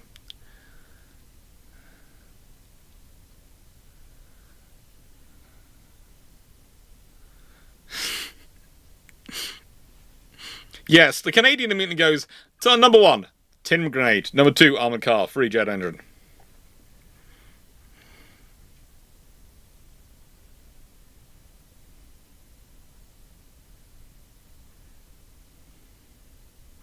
One of the trench dugout class of shed. I decided for this it makes an honorary shed.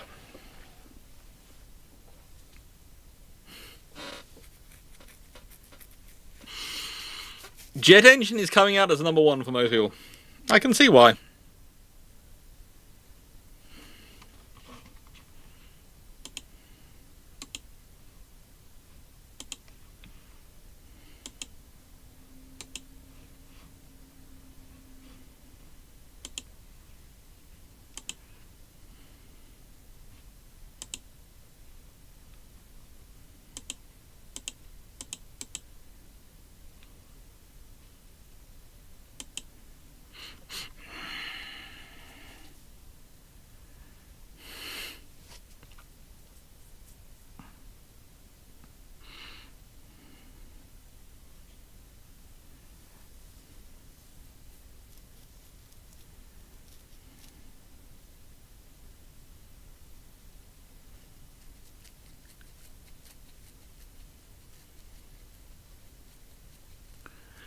Could you launch a tin grenade from the Stokes? They did come up with the tin mortar.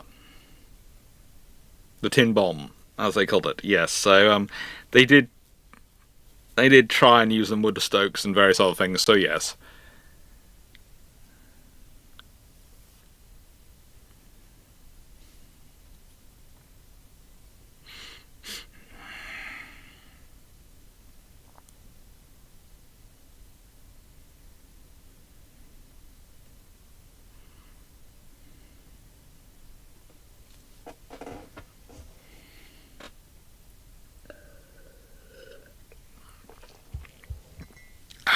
Ooh, there's some good numbers going, things come through. A lot of discussions going.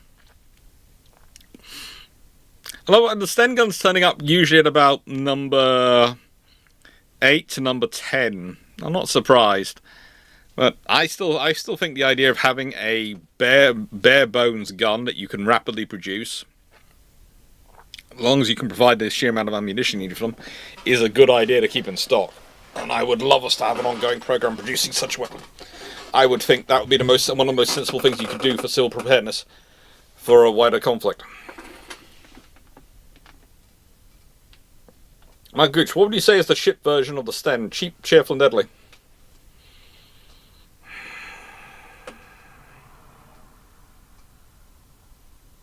In modern context, it's probably the Otto Malaria 76. It usually comes down to about the 3-inch gun. Usually the 3-inch gun is about the level at which something can, A, provide enough range to surface damage to even the largest opponent, and do fatal damage to the smallest. Can provide enough volume of fire to act as a deterrent. Can be used for air defense, surface defense, everything. Yeah, the 3-inch gun.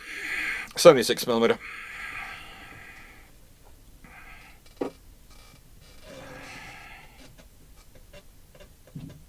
Your other option is a good, decent VLS system like the Mark 41, but the Mark 41 is a lot more complicated than the 76mm gun.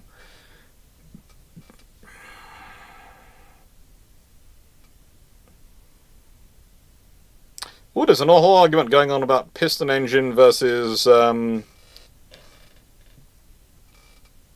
jet engines.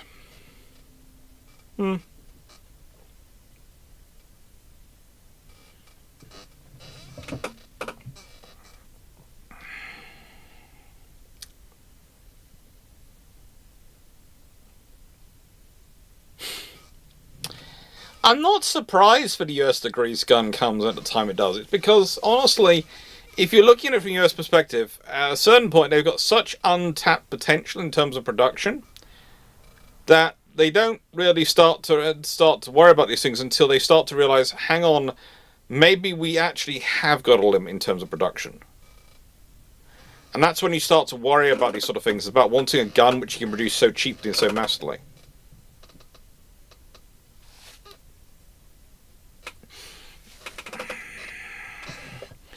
Because then, Andy, that's because the the Americans didn't copy the Sten because they knew they felt they could do something better. And to the extent, the grease gun is. To an extent. It's also more complicated.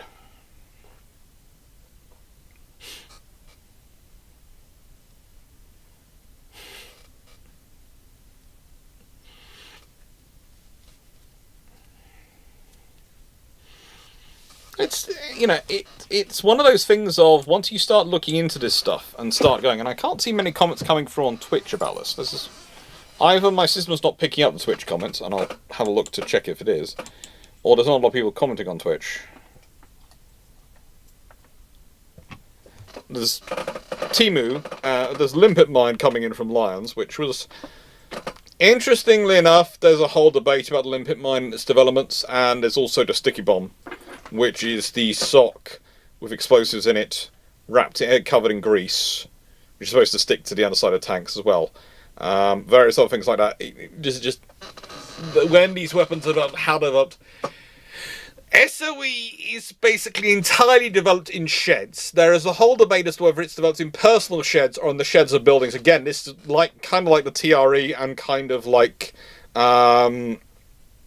Bletchley Park, which is why I didn't include it. Because at a certain point, if I include multiple organisations which basically exist in sheds, then frankly I'm loading it, loading the bases. The Bletchley, the SOE's entire approach is built in sheds. Again, these were rapidly built wooden structures which you could hide anything inside them. That was the point.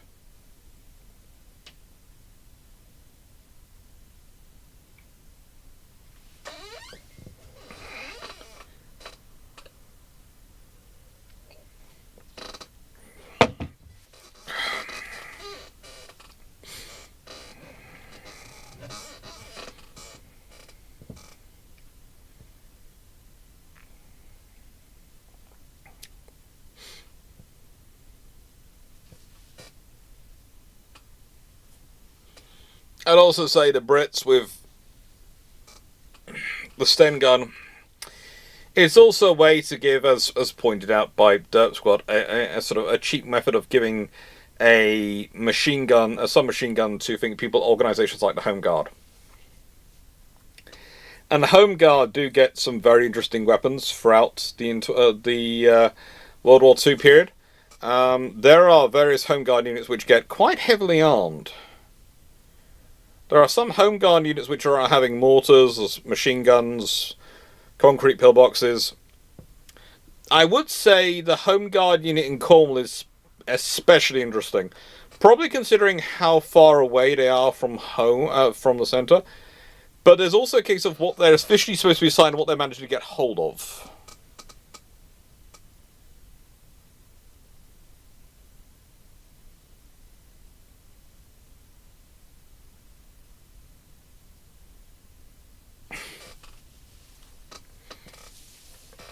I'll have you know,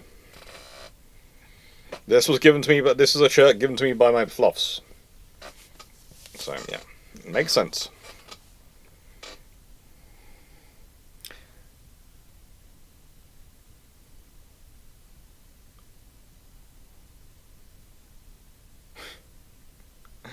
But no, so yeah. This whole discussion going on various things in the chat. No, so there was a Home Guard unit that got a Mark V tank for an afternoon until someone came to take it away from them before they did too much damage to the local area.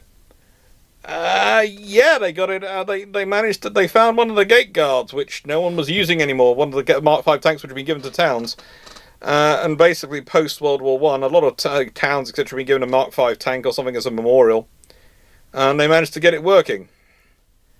They actually had it for longer than an afternoon. And if I remember correctly, they only got it taken away from them in return for getting multiple armoured cars. They got the armoured cars and then they handed over the working Mark V tank.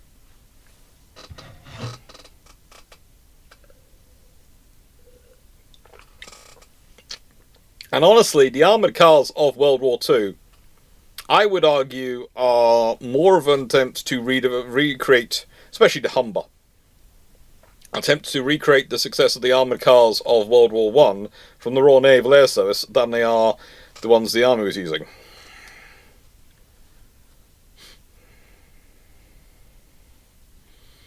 Well, there is an Anglo-French crossbow which is sort of developed during this period, during World War One era as well. But it's quite a kind of case of knowing where it gets developed most, and it's debatable on it. There were lots of options for how I would say how much something was developed in terms of Anglo or other nations. Yet the Sten gun's an interesting system in that it's designed to take a lot of things and to operate with a lot of things. The Sten gun is designed to be ruthlessly simple to operate, so it's easily adaptable. It's the USB-C of guns, basically. It's not great, but it's not bad, and it's able to be adapted to multiple things, so you might as well make it the standard.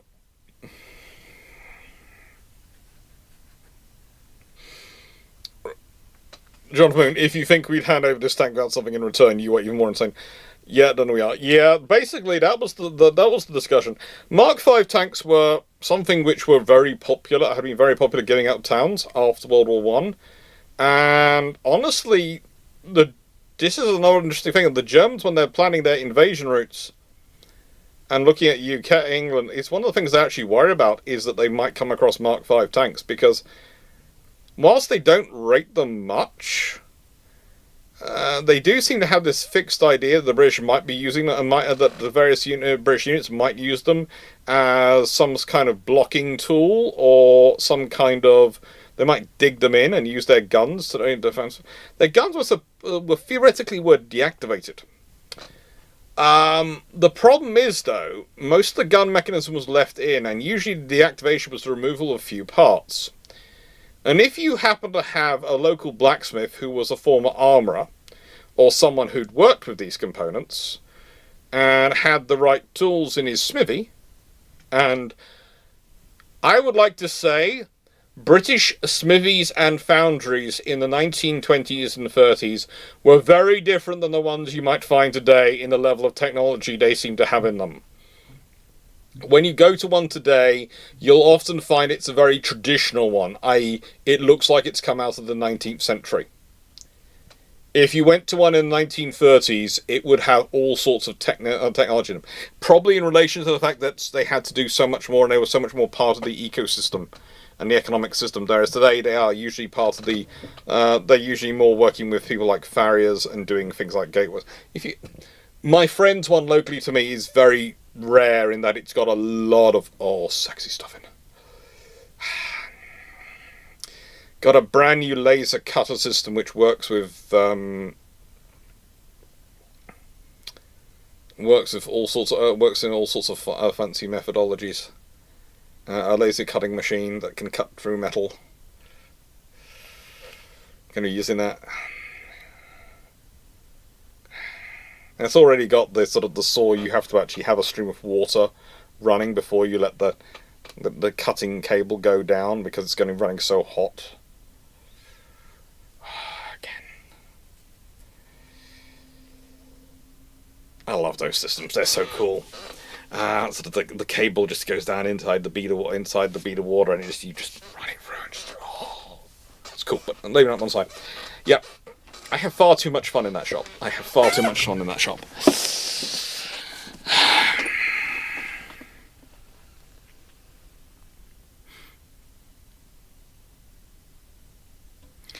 Artisans production versus real production. Yeah.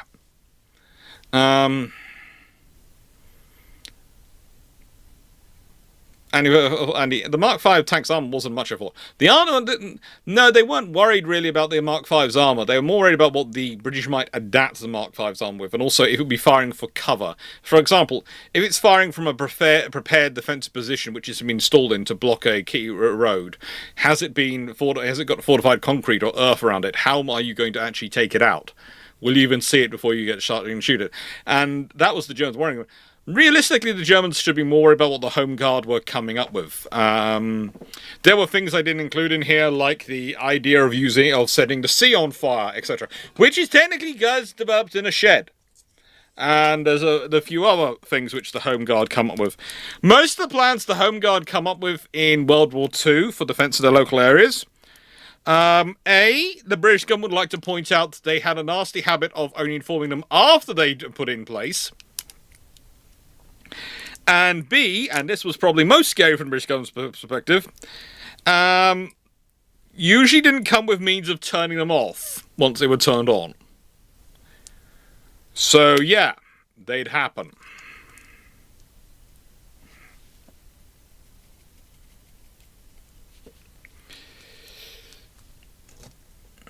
The thing is about the Home Guard, the really important thing to remember, is the vast majority of the Home Guard were World War I veterans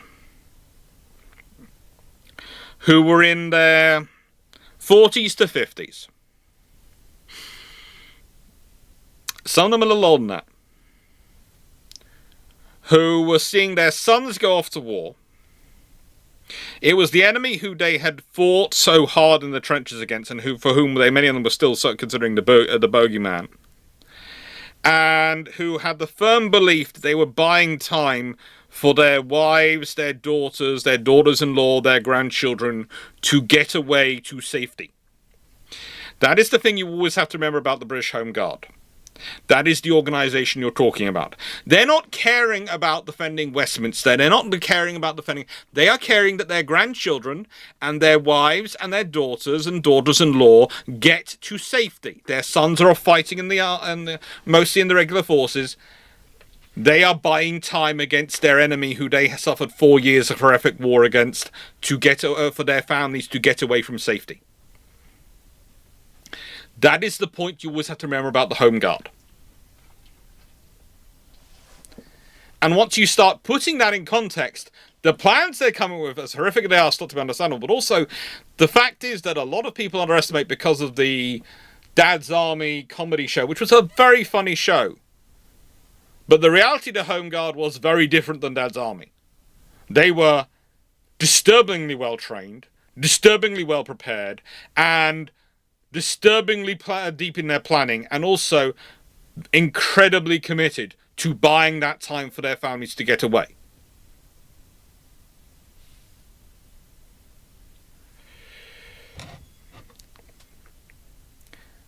Also, you have to remember the Geneva Conventions and most of the things that are developed after World War One. That was as far, it literally is kind of like you're dealing with modern work, with people with the stuff remarks of Gen Z versus, the current people in the workforce. When they go, in my day, we didn't have these protections. The Home Guard were going, we didn't have these rules when we were fighting a war. No.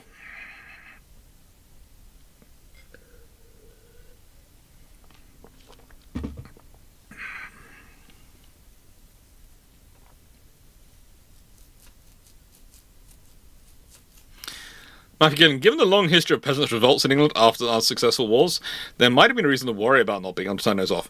That is something to worry about.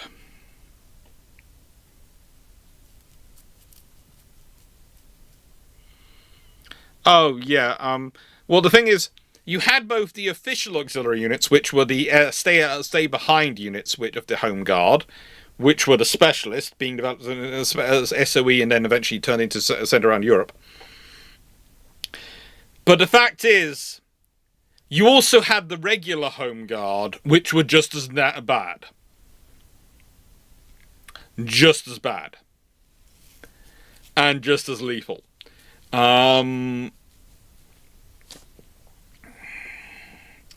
They were really, really inventive.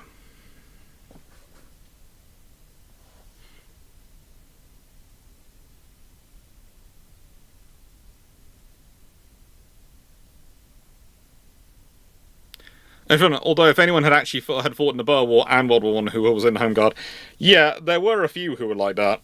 who'd been in the Boer War and World War One and were now in the Home Guard. And the thing is, those guys were the guys who spent like 30 years in the armed forces, retired, come back to the village, had been a junior soldier or a junior officer in the Boer War, had been a senior NCO by the end of World War One or a senior officer by the end of World War One. And yeah, they were often the senior commanders in their local Home Guard unit, and those guys were scary.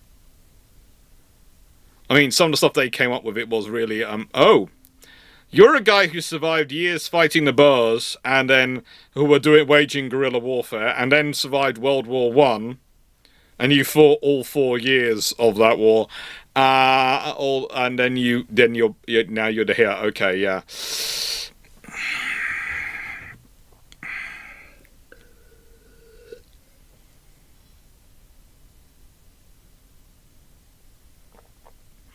And yeah, no, the Germans didn't use gas during World War II because they knew we had gas. The British didn't put a secret. The British had the largest largest nerve agent gas bomb stockpile of any nation in the world in World War II. And the British calmly had calmly told the Germans, if you use those, don't worry, we'll use ours as well. And so no one used it. It wasn't a case of there's a paper published. No, the British literally said. I'm not sure if the British went as far as sending them pictures of the stockpile, but the British were very bluntly honest about how much they had.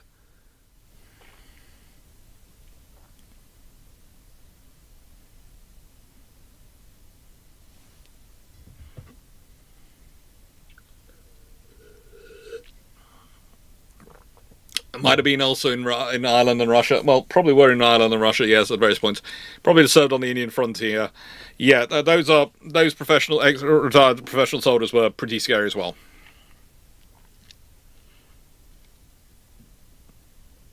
And this is the point of them.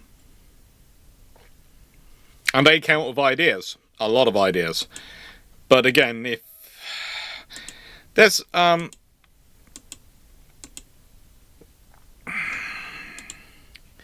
a good book which I keep meaning to get, and if I get it,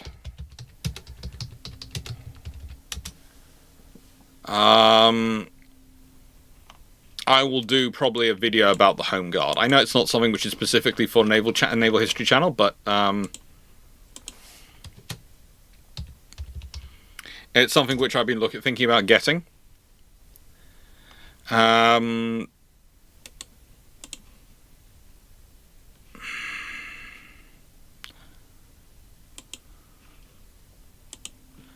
Yeah, it's written by Dale Clarke. It's called Britain's Final Defence, Arming the Home Guard 1940 to 44.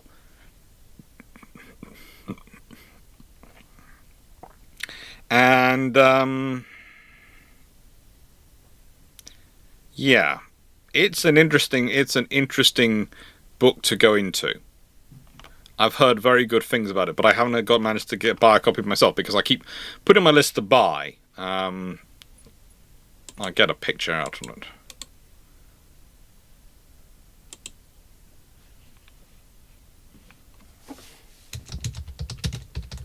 But every time I come to buying stuff, I'm buying usually naval history books and going no.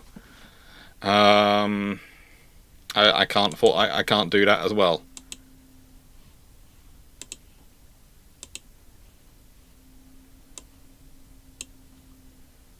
There you go. That one. It's a highly rated book for this.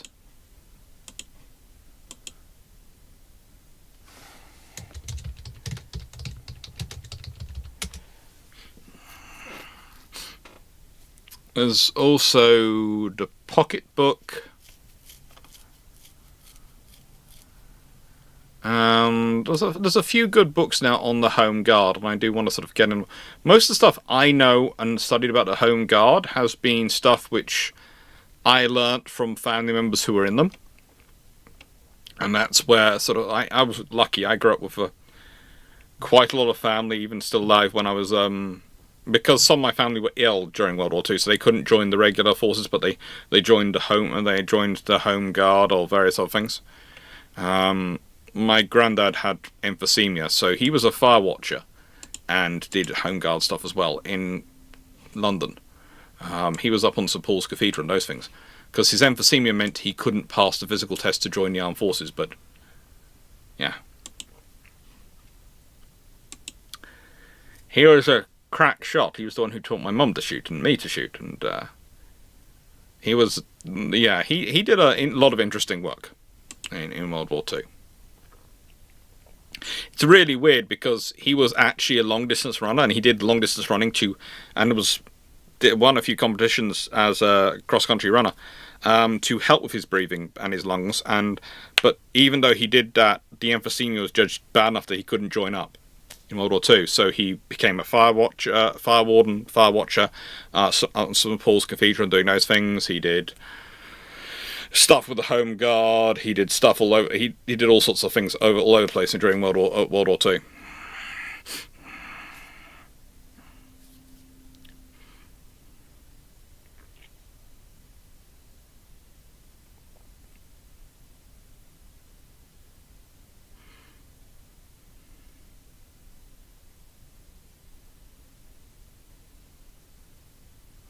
Well done. Oh, a very safe job, but then what fire warning and blitz. Oh yeah, that's the thing is, my granddad was typical of my family. It was a case of, I can't go to the actual front. What can I volunteer for? And I think his friend was a senior in terms of the fire watching, or someone senior, because he worked in NatWest Bank. I think I said that before. And the senior there basically said, yeah, you can join us. There's no medical. Oh.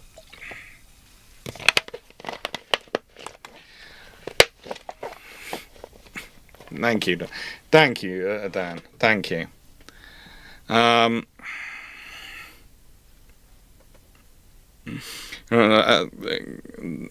Dr. My grand.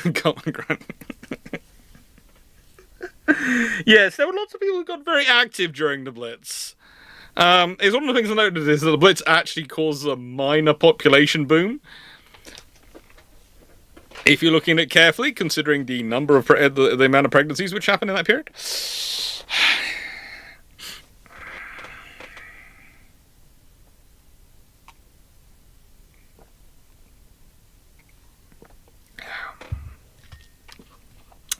But yeah. So, I hope you enjoyed tonight's video. My plan is to pop into Discord in about 10:30 to 11 to chat away with people. I look forward to that. I hope you enjoyed this discussion. And my plan is to sort of disappear for about half an hour and probably put someone to bed. Because I got to receive messages, it is bedtime for them. But they're currently asleep down there. If I go to this controls,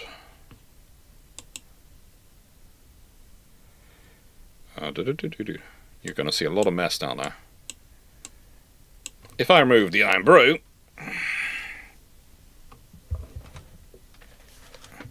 and the huge amount of Boscopan which just arrived, there you go. There's the poodle. Geschnoozing. Okay. There we go. There. So I will take him to bed. But yeah. If you are interested in a good Audible book, I think Vicky Taylor's book Eagle Days which Dr. Monkey has just recommended, Dr. Dan has just recommended on Audible, is $2.99. That's an absolutely great thing, though.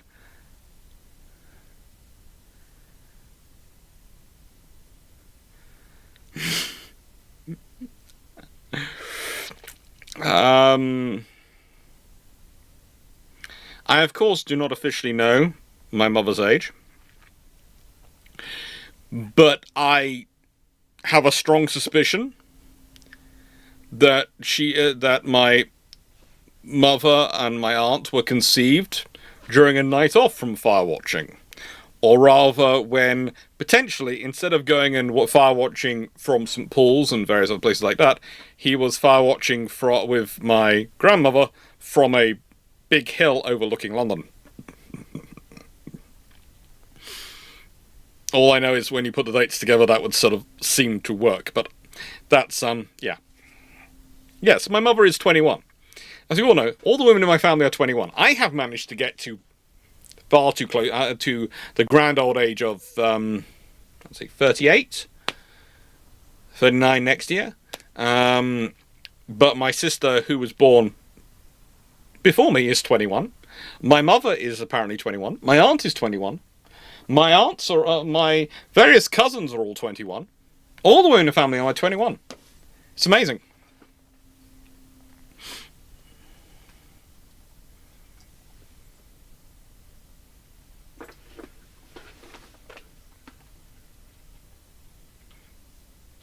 It's always iron brew with me.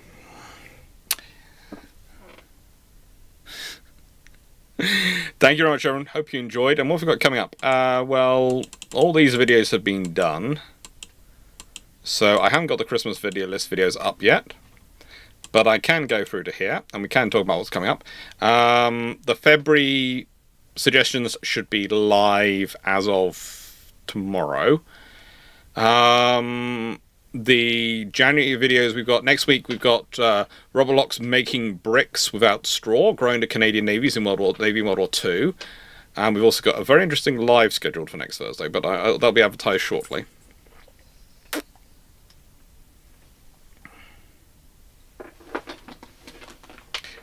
Safford, no, my mum's hair colour is still the same colour as mine.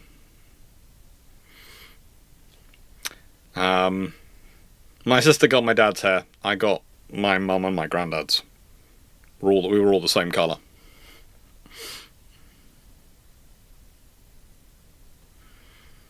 But yeah, and quite a large number of my family actually had the same hair colour as me.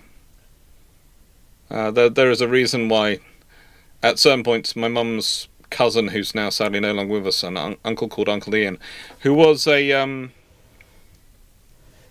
lawyer for Southampton, a lawyer and long-time supporter for Southampton Football Club. Yeah, there are pictures of there are pictures of us together at family gatherings that when my friends saw, if they hadn't met my dad, they would think he was my dad because we look so similar. I know there are gingers in the family, but they aren't my branch. They aren't the branch coming down here. There are quite a lot of fiery redheads in the family, especially in the Irish and the Texan branch of the family. That seems to be where the two branches which have got most of the redheads in them. There are a couple around me though. Be very careful of redheads in my family. They have both the fiery tempers of a redhead and the ability to shoot of my family, which seems to be something which we not only genetically pass down but also train.